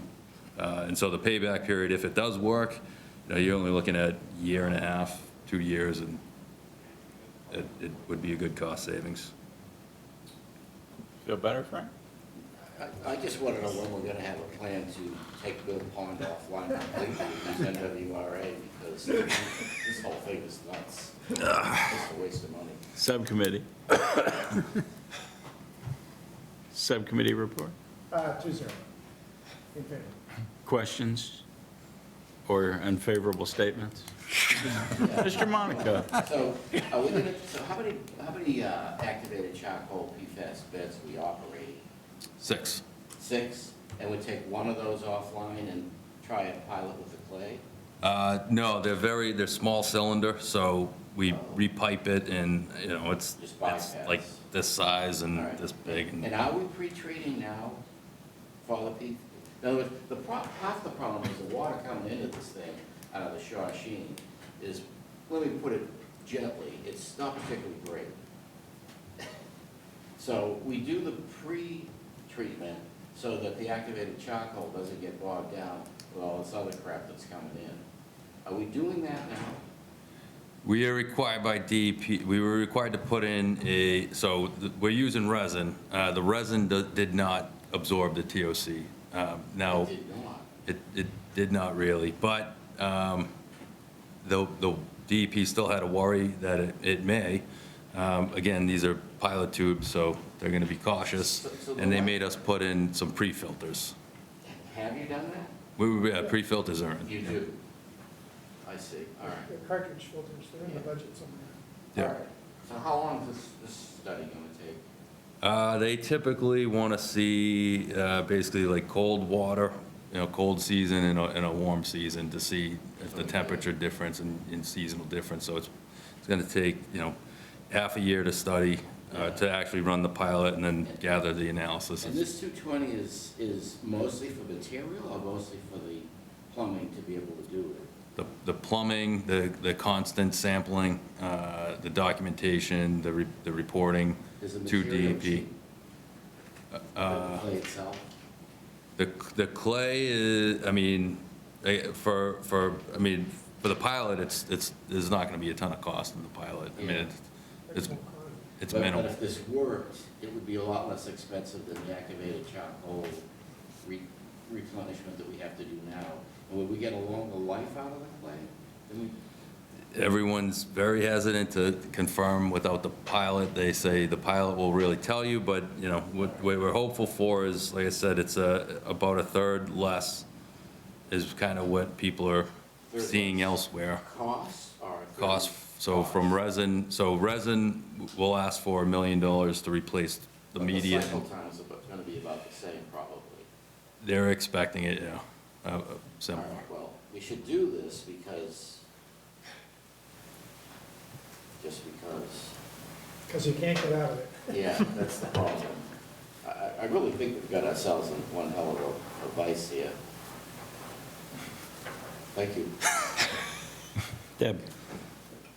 Sorry, this is my first year on this, so the whole PFAS filter replacement, I don't have a lot of knowledge on the background of that, but when we were going through that whole planning process, was the clay filter an option at that point in time, or is this just a recent development? I guess my question is, why was this not considered when we were originally? It was not approved by DEP for PFAS removal at that time. And we were really in a crunch. We were going as fast as we could go. So the tanks, the actual filter tanks themselves are constructed to basically handle any type of media in it. So there's no other additional infrastructure improvements that would be needed outside of the small pilot tubes. If it works, the next time we pull out the resin beads, they look like little marbles, and we replace it with clay. Thank you. John. Thank you, Mr. Chair. I just wanted to clarify something. If Frank kept saying charcoal, but we're not using charcoal at all, is my understanding. We're just using the rosin, right? Resin, yeah. Yeah, so there's no charcoal now. Yeah. So It's not it's, activated charcoal, it's, it's a resin exchange. we're replacing the resin that's in there currently. Yep. And, you know, and just to emphasize, if this pans out, at the next refill, we'll break even.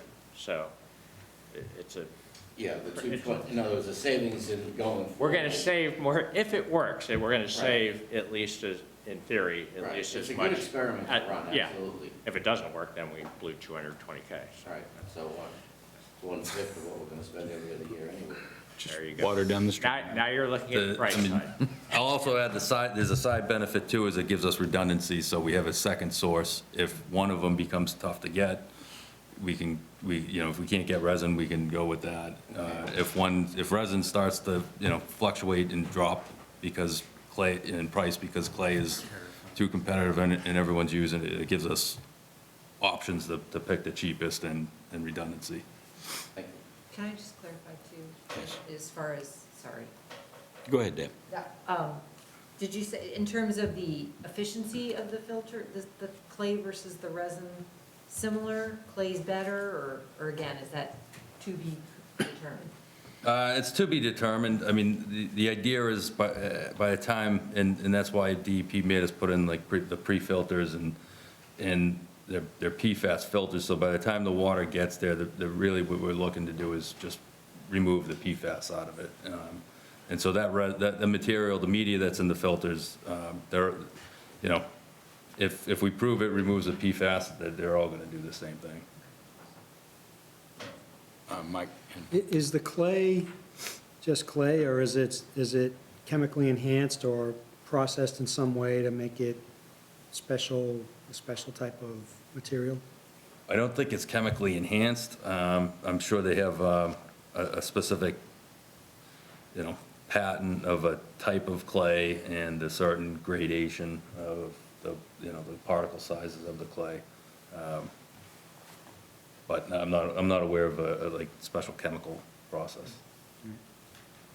Roger? Disposal.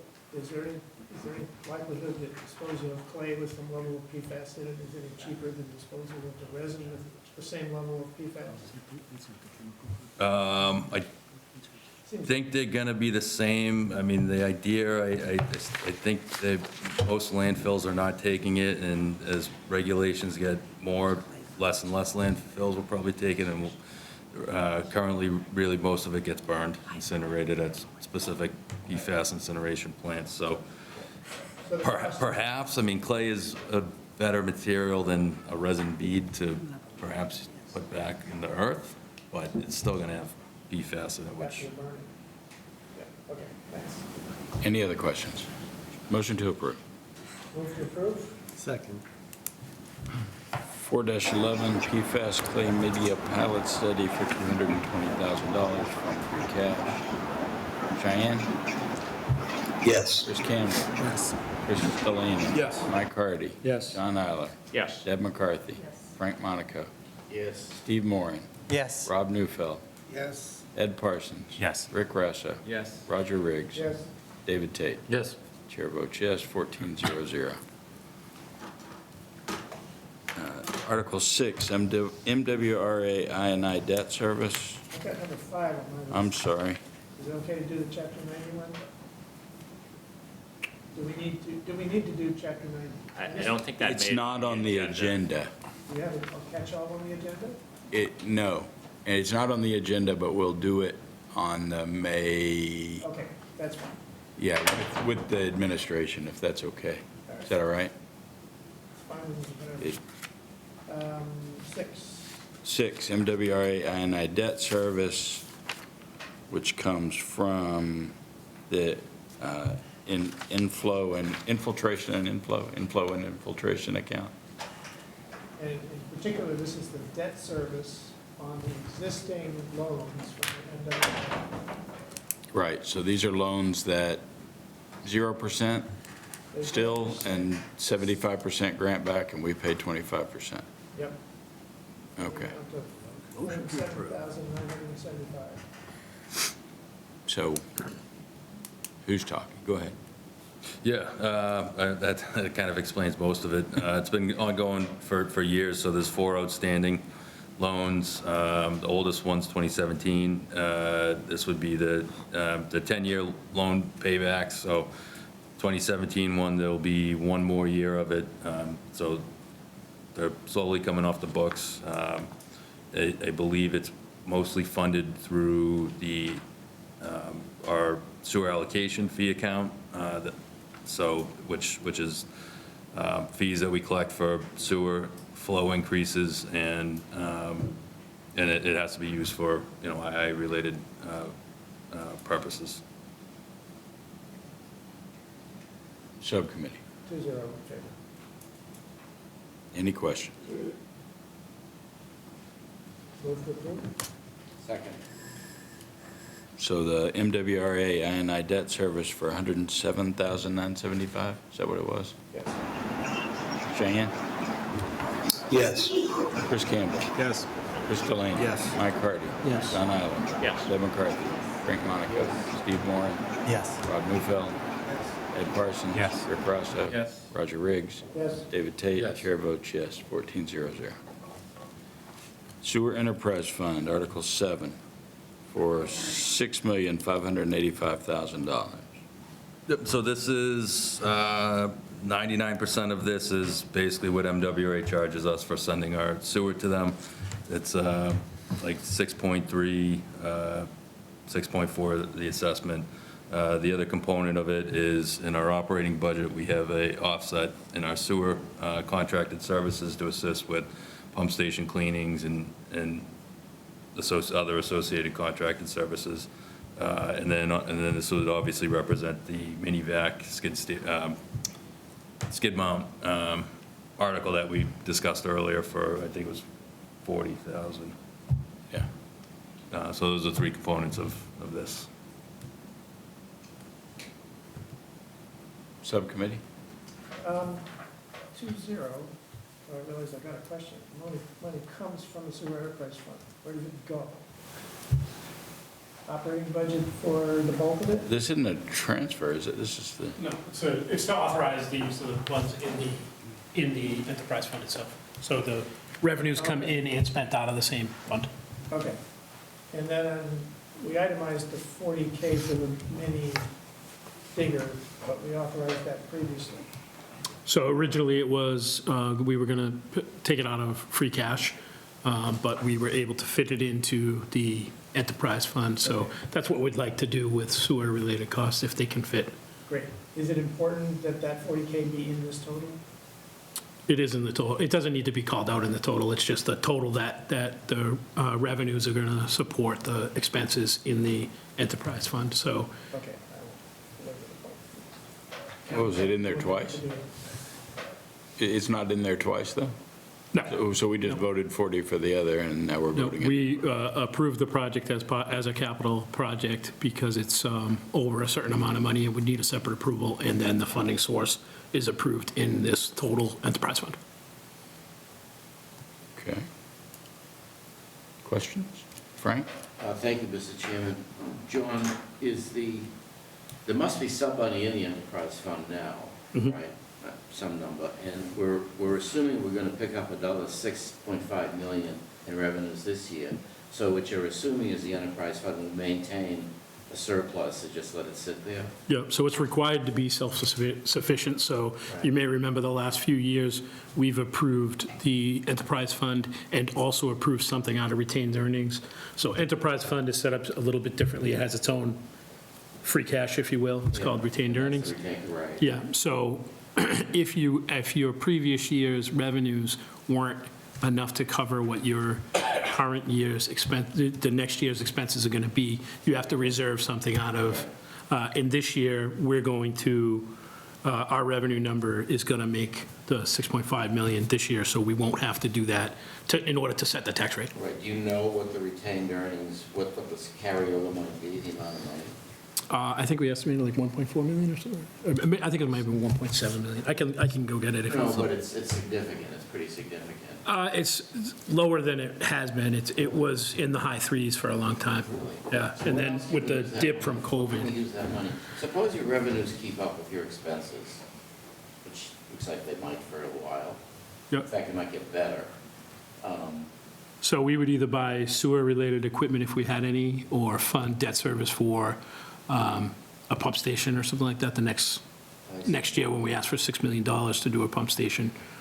We could fund the debt service out of there, but These guys are really full of good news. I think this is the time to get off of wasted meetings. You want to get rid of the pump station? you already hate water, now you hate sewer too. I think it's great that you're keeping up with our infrastructure maintenance. That's very important. Okay, thank you. Got it. The Frank Monaco pumping Okay.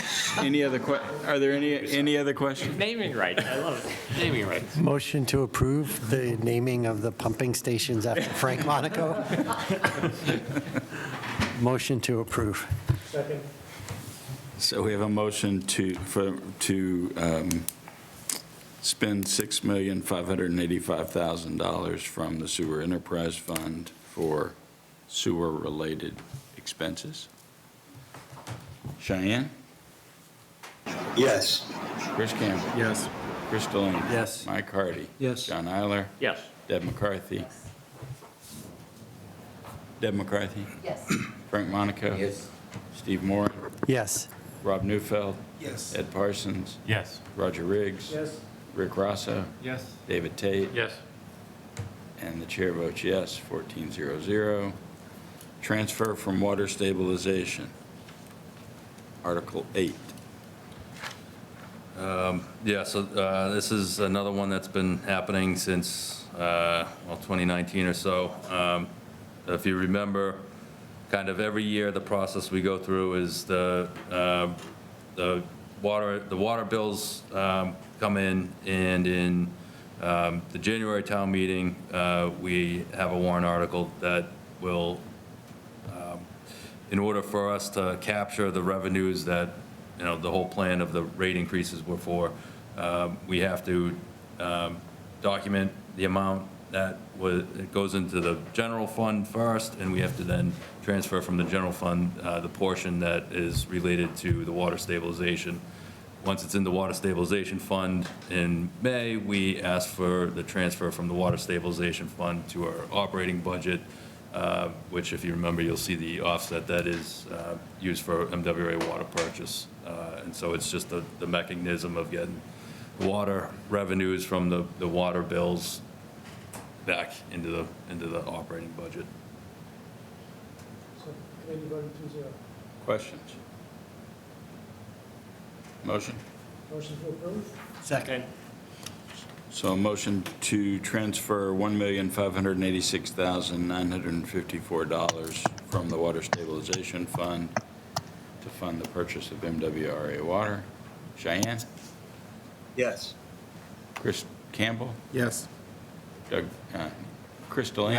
Yes. And Mike Hardy? Yes. John Eiler? Yes. Deb McCarthy? Frank Monaco? Yes. Steve Moran? Yes. Rob Neufeld? Yes. Ed Parsons? Yes. Rick Rosso? Yes. Roger Riggs? Yes. David Tate? Yes. Chair votes yes, 1400. Next up, well, this is a big one. Frank, you want to do this one? This is Article 9, the sewer vector truck, $790,000 from free cash. Yep, so as I mentioned earlier, the Vector truck is starting to give us problems. It's about 10 years old. Historically, in the past, it's these because they're specialty, have taken 2 years to get lead time. I think we have good news that we'll get one sooner, but long lead time. It's used for a number of purposes. Is a hose jetting reel on the front, so that's used for whenever there's grease blockages in the sewer lines. To eliminate the backups, we'll jet the line out, break up any grease. There's also root cutting capabilities, so a lot of times roots will get into the pipes, clog the pipes. We can also use it for our drain pipes, so our drain pipes are sometimes shallower and maybe are a little more porous, so there's some dual use there.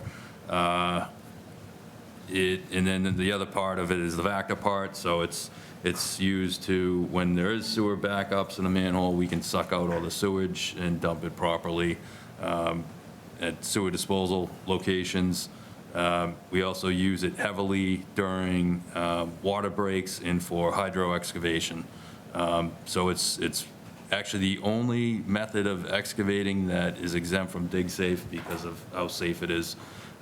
You basically turn the dirt into mud, and then this sucks it up. And so it prevents any, with a traditional excavator, hitting a gas line, creating any additional damage that we would be on the hook for. And then during water breaks, I mean, it's a mud pit anyways because of the nature of the event. So just to scoop out mud is going to be long and tough. We also use it to, we're required by EPA to maintain the fancy, the catch basins that we have, the separators. So unlike a regular catch basin where we can fit a clamshell bucket into it, these have a very small port and you really need that vacuum hose. So we do clean those things out once a year for that permit. So I think overall, I'm not sure if the, rough estimate I put on, like if we were to contract this out at rates for a very conservative low usage amount, which I think is much higher, I mean, we'd be looking at a $1.5 million expense over the course of 10 years, the life of this. So with the amount that we use it and all the benefits it provides, I think it is a cost savings versus contracting it out. Subcommittee, Subcommittee voted 2-0 in favor. questions? I would just ask, is it, so you said there's a long lead time, but we might get it sooner.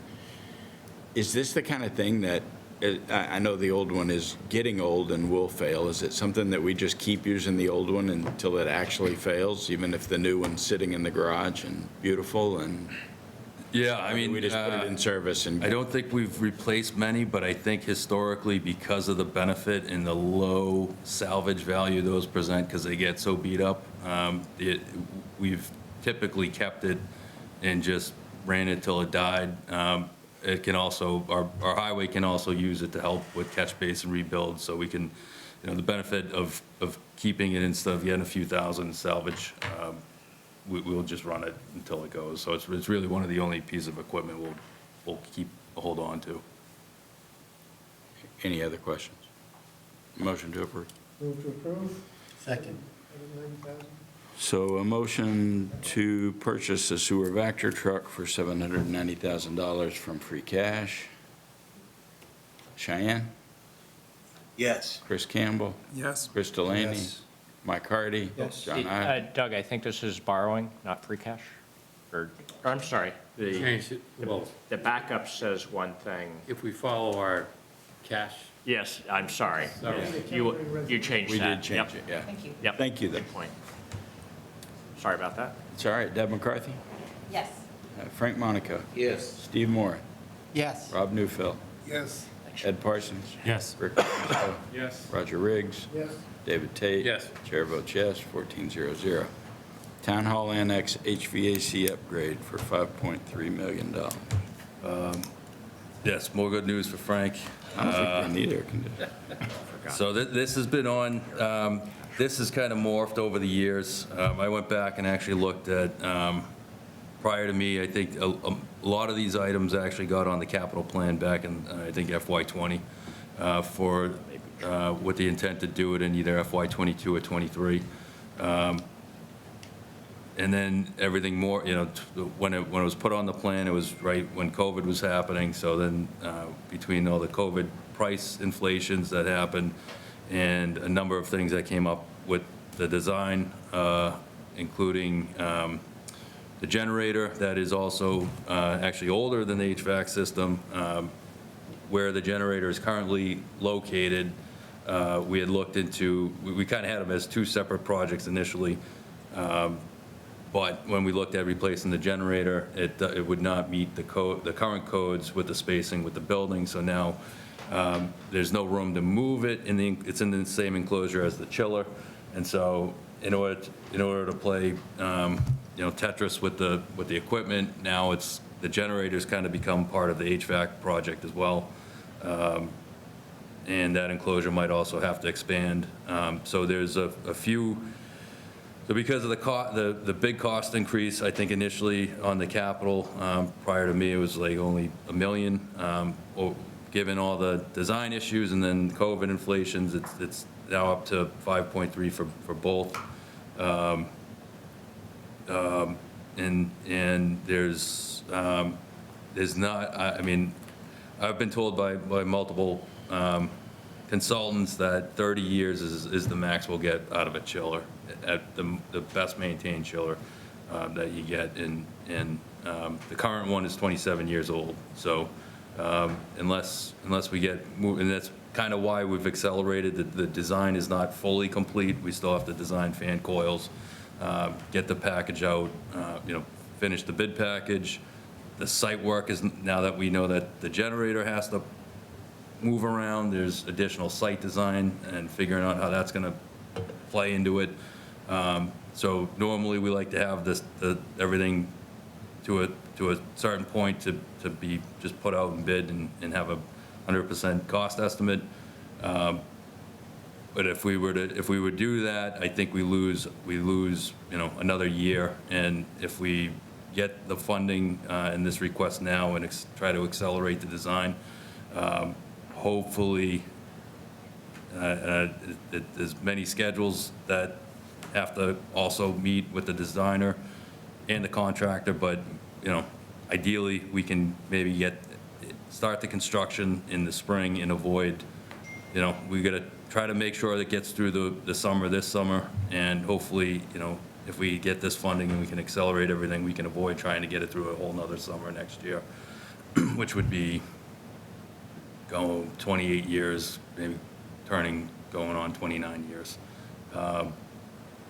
There's, the refrigerant is no longer available. They think even servicing it to try to repair it is going to cause more breaks. So really, if it goes, it's window air conditioning units until we can fully replace it. Okay. Subcommittee? Subcommittee voted 2-0. I think I would add that what Brian said about it being risky and potentially failing in the next year, give some urgency to it. It is a complete heating and air conditioning package for town hall and the annex and the generator. And it'll be a modern air conditioning system with high quality and efficient controls. So this includes the generator, or we did that last year? No? This includes the generator, Okay. yeah, the generator. And so the generator, so the main concern with the generator is the IT server room. And so, sure, if the building loses power, we could go home for the day or deal with opening windows, but to have the server room fail would be obviously a big issue. Sure. Deb? Hi, I apologize if you were saying this while I was trying to find the backup. So just clarify, so option C, is that the actual HVAC unit itself, the 2.5, and then the construction is just the actual putting into place? Yeah, so option C, there was a couple different types of chillers that were looked at, different efficiency ratings and whatnot. So option C is really the entire HVAC design and construction, and then what wasn't part of that design package is the fan coil units, and so that design and construction would be added to the other HVAC, the chiller, the air handling units, energy recovery units, all the roofing work. The air handling units are in the attics, and so the only way to get them out is to rip open the roof, bring in a crane and pull them the cupola, because of the age, we're expecting that we'll probably have to rebuild a lot of it due to rot and whatnot. So there's that, and then, yeah, and then the generator would be additional item. Thank you for clarifying. Rick? Thank you, Mr. Chair. Is it safe to assume that these new systems will be more efficient from an electricity standpoint than the current system, or? Yeah, I mean, the current system, so we currently don't have energy recovery units, so there's a special type of recovery unit when, you know, essentially the exhaust air that leaves the building is already conditioned, so in the summer it's already cooled, but because you want additional airflow in the building, you're basically exhausting cooled air. And then in the winter, the same thing, you've spent all this energy to heat up the air, and now you're exhausting it, and these recovery units are basically trying to, they're heat exchangers, so they're trying to, they'll extract the heat or the cold from the air that's leaving to help condition the air that we're pulling in before we actually have to use the current coils that are in place. So those two additions for each building are definitely gonna help with the efficiency of it. And then currently the thermostats that were used for this system are no longer made, and we can't get ones that are supported with this system. So anytime, these ones are the old ones, so when these break, we lose complete automation over the system, and we install just like a household thermostat that doesn't have any locks. People can set it to whatever temperature they want. We can't control it remotely. There's no, you know, occupancy, non-occupancy. So just by getting rid of the dumb thermostats that we currently have, it'll improve the efficiency. And reduce electricity costs. Yep. Okay, thanks. Other questions? Move to approve? Second. So motion to fund the town hall and annex HVAC upgrade for $5.3 million. Cheyenne? Yes. Chris Campbell? Yes. Chris Delaney? Yes. Mike Hardy? Yes. John Eiler? Yes. Deb McCarthy?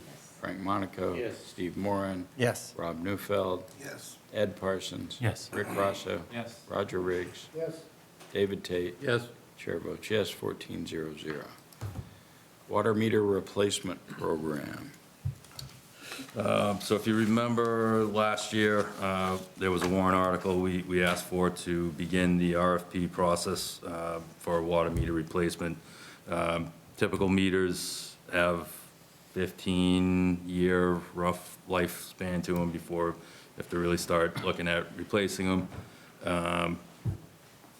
I think about 6,500 or so of the 9,000 or so are in the 10 to 15-year-old range, so they're all, we have quite a few that are broken, not reading with our software. We're sending out estimated bills for it. So this would be to start the process over some multi-year phase to start replacing the meters. With it broken up, obviously the first intent will be to go after the commercial meters that are in the bigger flow meters, because as meters get less accurate, the meters that have more water that flow through them are the accounts that we're losing the most revenue from. And so we'll prioritize those first and then just work our way down.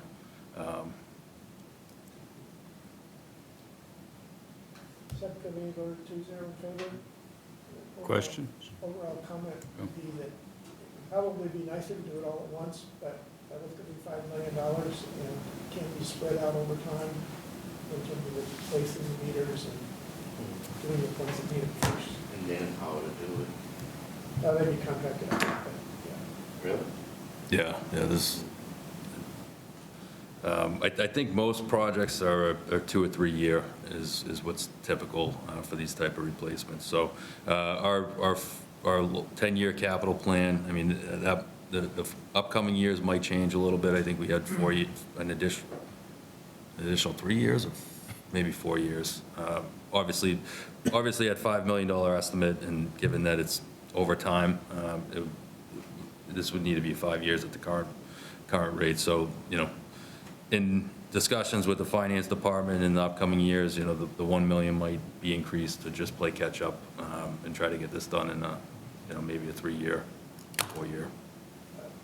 One other comment. So there's still some evaluation going on as to whether using a new system of communication and meters versus the old.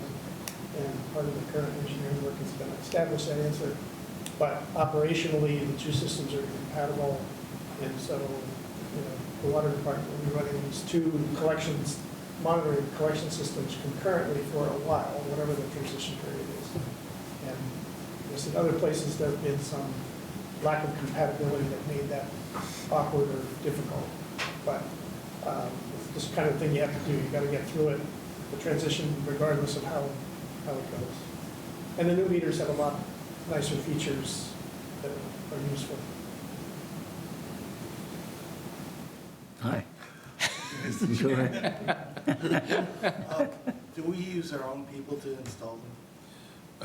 For a mass replacement like this, we wouldn't. There's too many, there's too much coordination with residents and scheduling times, and, you know, there's certain plumbing tools that we don't have, like a, you know, these meter companies will have a freeze stop. I don't know if you've ever seen it. They just put this tool over the water service that comes in.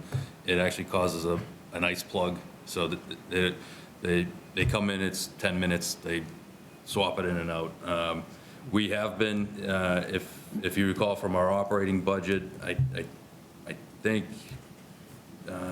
before I was here for at least a few years, as we started getting broken meters, we did put in a line item in our operating budget to do what we could in-house and start trying to offset how much we would actually have to do on the tail end, as well as, you know, try to not have a bunch of meters that aren't working and inaccurate meters.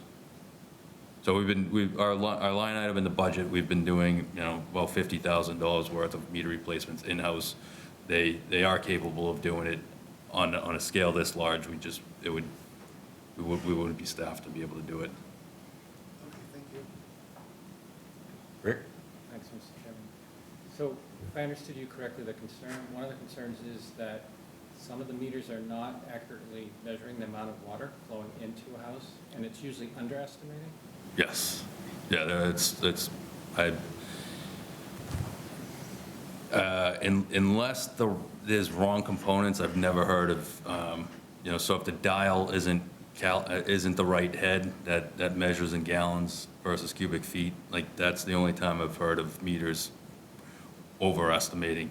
What happens is the mechanical pieces in the meter over time, those bearings and washers and whatnot start to seize up, so that mechanical component stops turning as much as the water flows through, and it under-reads. So the town's losing revenue, not only the water revenue, but the sewage revenue, right? Because Yes. the sewage is based off the water, right? Yep. Right, but we pay based on the meter at Horn Pump, right?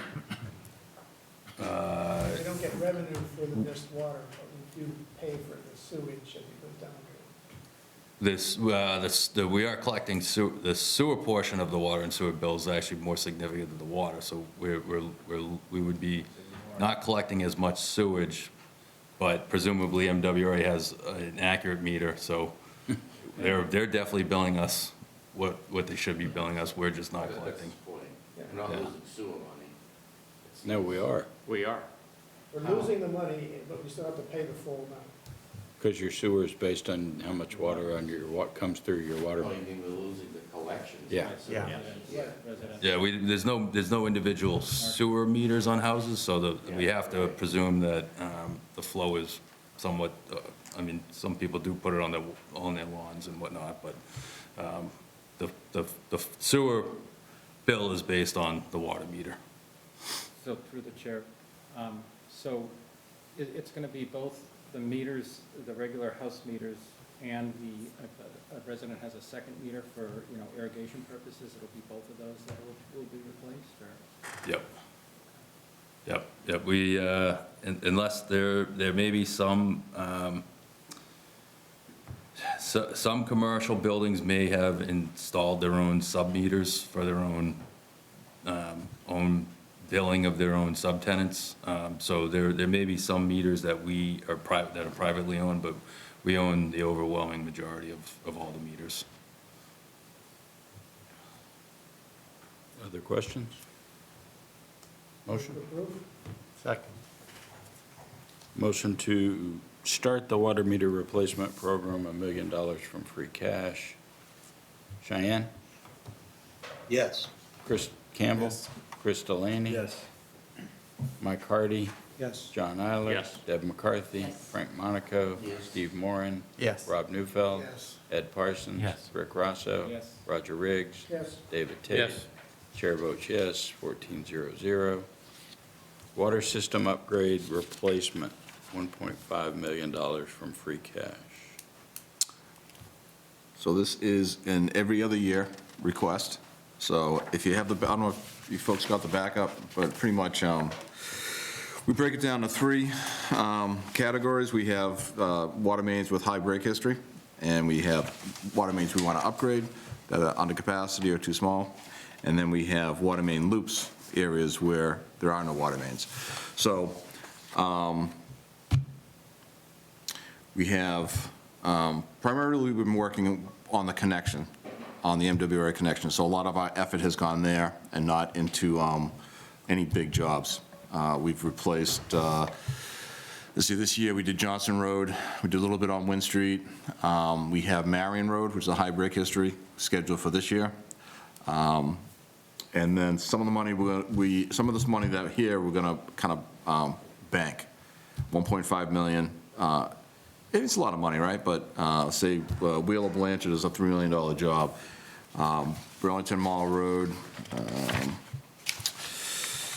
Burlington Mall Road is almost $1 million. So we kind of bank the money, get a couple appropriations, and then we put the job out and build it. So upcoming, like I said, we have Marion Road. We also have a new kind of wrinkle in our priority plan is replacing water services. So we have a lot of black iron water services in town, and over the course of tracking, we track all the water breaks, all the water leaks. You can see trends. Certain neighborhoods we have trending. A couple of years ago, we replaced water services in Belmont and Cormier because I think we had 15 water breaks in the course of a couple of years. Down in the flats, the Windmere Flats, down like Hamden and Harriet in that area, we've had over 50.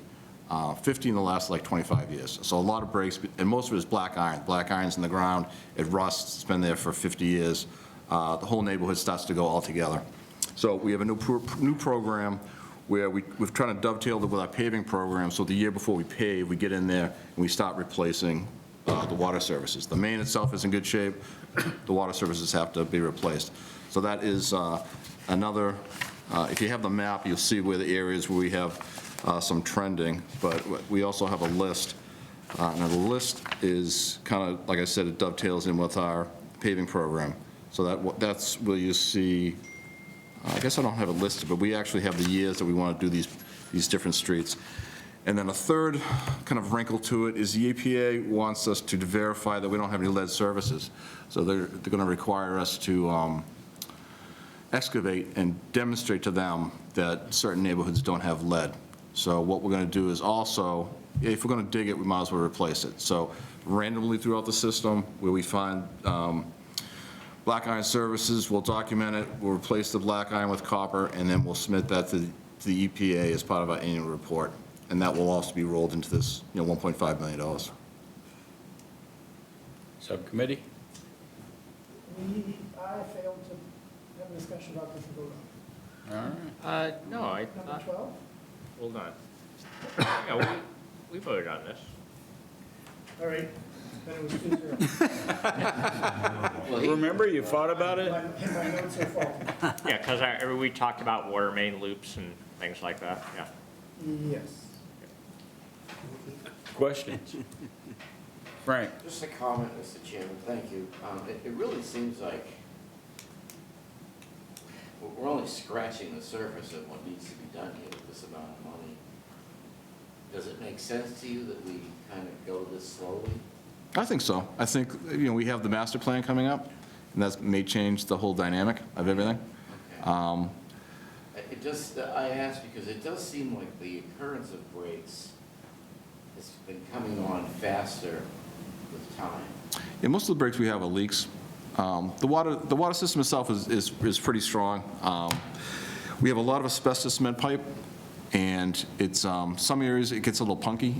It's kind of funny to say, but where it gets in the wet areas, the outside gets punky. The inside is coated, so it's kind of waterproof, but on the outside, if the cement gets wet, it gets a little bit soft. With the rate we're going. I think so. I think it's, at this point, it's, I think we're doing okay. I think we have to start chasing water services, because that's causing, I think, the most headache right now, because it's at that point in their life where they're really starting to go. Yeah, okay, all right. I mean, there's so much money tied up in this thing that if you ever had to accelerate it, it would be. Oh, and it's, I say it's a wish list, because I think we'll all be dead before all this work gets done. But the system is strong. Stop worrying about it, Frank. Some sooner than others. We may all be dead before we finish talking about it. I need to get to the bottom. Yeah, that's right. Could be a memorial water mill. Thank you. You already got a pump station named after you. Mike? Thank you, Mr. Chair. So it just made me think of the road repaving that's going on this summer for Cambridge Street. Have we done any water main replacement or work that we need to do before that new pavement goes in, so we don't have to dig it up? Well, Cambridge, it's not anything that, like I said, we track all the breaks, we track all the leaks. Nothing pops up in Cambridge Street. If it was, Cambridge Street's been 5 or 6 years when it's in the queue to get paved. And we knew it was coming. If there was anything out there that we wanted to replace, we would have replaced it by now. Okay. So you think it's in good shape? Well, I think it's in great shape, yeah. Okay, all right, thanks. Not anymore, you just jinxed it. Yeah, I just, Oh, my goodness. as it came out of my mouth. Deb? So just to follow up on that, so there is a line item in the water main loops for Cambridge Street, and it's kind of truncated, so I don't know what it says. There is something on there for like 750,000. Yeah, there is, like I said, a lot of this is wish list items. I'm not sure if that's an upgrade, so, It's under water main loops, Yeah, 750. page 4 of 6. Cambridge to former Yeah, it's one specific. oh, that, Right at the intersection. yeah, that is down under the highway. So there is no, like Wayside Road, between Wayside Road and, actually a little further north than Wayside Road, under 128, between like Curb Chambers down to almost Wayside Road, there is no water main. So we'd like to replace it there, but that's not part of the paving program. And again, there are higher priorities. I mean, the loops are nice to do because, they have redundancy, you have better water quality, but, our priority is more a break history and then upgrading where we have capacity issues. Anything else? Brent? John? Thank you, Mr. Chair. Actually, this is just a quick one. I just, since we've given you a hard time, I wanted to throw a positive thing out there, which is that, won't mention any names. One of the things I really like about all the DPW stuff is you do have these plans. So, as Frank pointed out, there's 26 or 27 million outstanding here, but, it's not meant to be a one-year plan, obviously. So seeing this on the paving, on the water, and the capital plan for all the vehicles and so on, I personally really appreciate the fact that you have these long-range plans that show it's been thought out and prioritized, so please keep doing that. Move to approve? Second. So, motion for the water system upgrade / replacement plan, $1.5 million from free cash. Cheyenne? Yes. Chris Campbell? Yes. Chris Delaney? Yes. Mike Hardy? Yes. John Eiler? Yes. Deb McCarthy? Yes. Frank Monaco? Yes. Steve Moran? Yes. Rob Newfeld? Yes. Ed Parsons? Yes. Rick Rosso? Yes. Roger Riggs? Yes. David Tate? Yes. Chair votes yes. 14-0-0. Sewer I Project 16.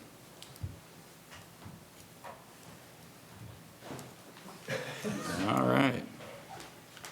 You may need to introduce yourself. Introduce yourself. Hi, I'm Megan Cavalier. I'm the Assistant Town Engineer. Hi, Megan. So this is for the MWRA. It's the 75% grant, 25% loan, 0 interest. I think it's 10-year payback. That's right, yeah. And this year is for Project 16, and that is for 1.4 is what I am hearing as of now, but that's not definitive yet. Okay. And this goes to removing water from the sewer system, which you're not actually allowed to have. Okay. Subcommittee, Subcommittee voted 2-0. questions?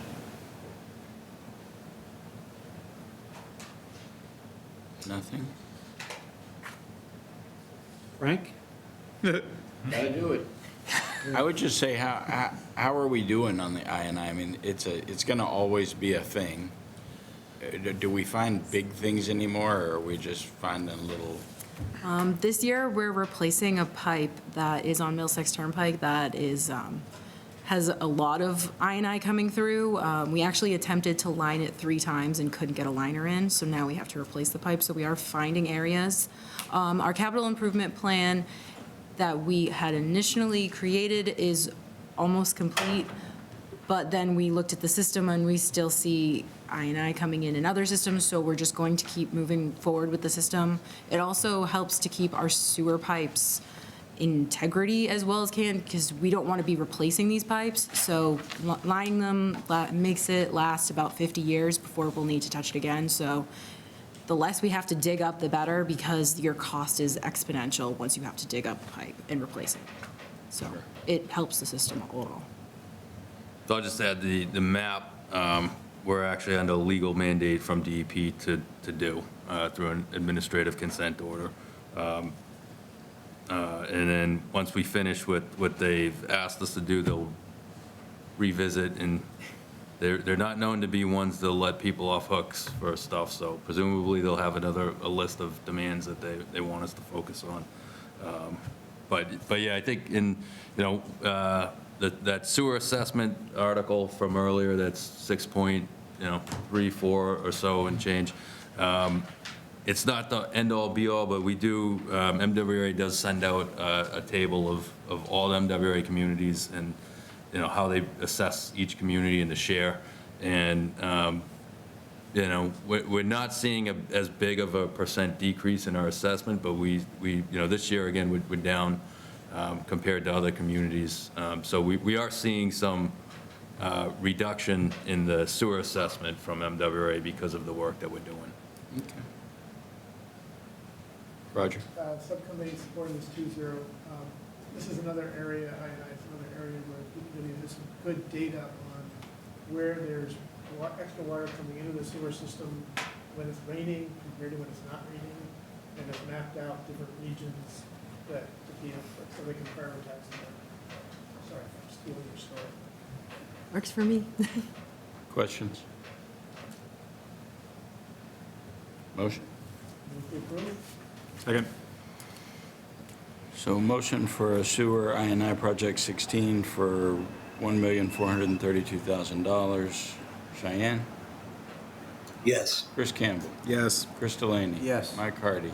Yes. John Eiler? Yes. Deb McCarthy? Frank Monaco? Yes. Steve Moran? Yes. Rob Neufeld? Yes. Ed Parsons? Yes. Rick Rasso? Yes. Roger Riggs? Yes. David Tate? Yes. Chair votes yes, 14-0-0. Thank you. Thanks, guys. Thank you. Appreciate your time.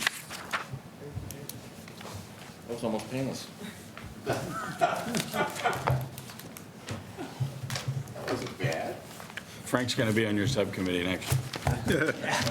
I used to be. With Jamal. Okay. Quickly, we skipped it last week. Any reports, anything significant happening with police station? Let's see, police station, we talked about the, kind of the budget, the schedule. I remember high points there. Let me do that the next time. Sure. We also continue to look at the designs of the new police station. There's a lot of different versions of that working their way through. The progress on temporary station over at Vine Brook, the old water treatment plant, is proceeding along. That's on schedule. I think the police are going to move over there,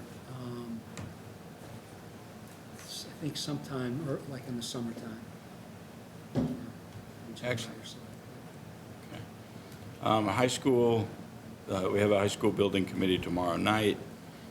We're down to 2 choices, and we may likely hear that we're down to 1 choice tomorrow night after we hear about the ability or inability to build a new football field on the practice field area because of water. So tomorrow will be a lot of information, and maybe will really guide this whole project. Fox Hill, anything? No, nothing new. Athletic fields? Did the, I thought it was going to be April 10th, you were going to get the study from the markings and all that. Did that get delayed, or? No, they Conservation Committee met, that was last Thursday night, and it seems like it's going to be very challenging. It's a very tight space, and I don't expect that it's going to be buildable from what I've heard, but I haven't heard the full detail. I watched part of that meeting, I didn't watch the whole thing. So did Tomorrow they, is when they're going to report as a building committee. okay, so, and then would they make like a definitive statement, like, no, we can't do it, or is it going to be like a maybe, but? They might. I don't, Stay tuned tomorrow. Yeah, It's possible that it's that bad. Yeah. okay. Athletic fields? Nothing. All right. Minutes. Got a few changes on the minutes. Thank you. I have a motion to approve the April 2nd minutes. So moved. Second. Anybody have anything else for them? Cheyenne? Yes. Chris Campbell? Yes. Chris Delaney? Yes. Mike Hardy? Yes. John Eiler? Yes. Deb McCarthy? Yes. Frank Monaco? Yes. Steve Moran? Yes. Rob Neufeld? Yes. Ed Parsons? Yes. Rick Rasso? Yes. Roger Riggs? Yes. David Tate? Yes. Chair votes yes, 14-0-0. And how about the April 9th minutes? Motion to approve. Move to approve the minutes of April 9th. Second. Cheyenne? Yes. Chris Campbell? Yes. Chris Delaney? Yes. Mike Hardy? Yes. John Eller? Yes. Deb McCarthy? Yes. Frank Monaco? Yes. Steve Moran? Yes. Rob Neufeld? Yes. Ed Parsons? Yes. Rick Rasso? Abstain. Roger Riggs? Yes. And David Tate? Yes. All right, and the chair votes yes, so it'll be, 1 second. 13-0-1. Motion to adjourn. Can I make a just Sure. a quick comment? Super quick. One of the things I just wanted to point out is we've kind of joked about people watching our Ways and Means meetings, and I was actually kind of thrown by the statistics on the past 3 meetings.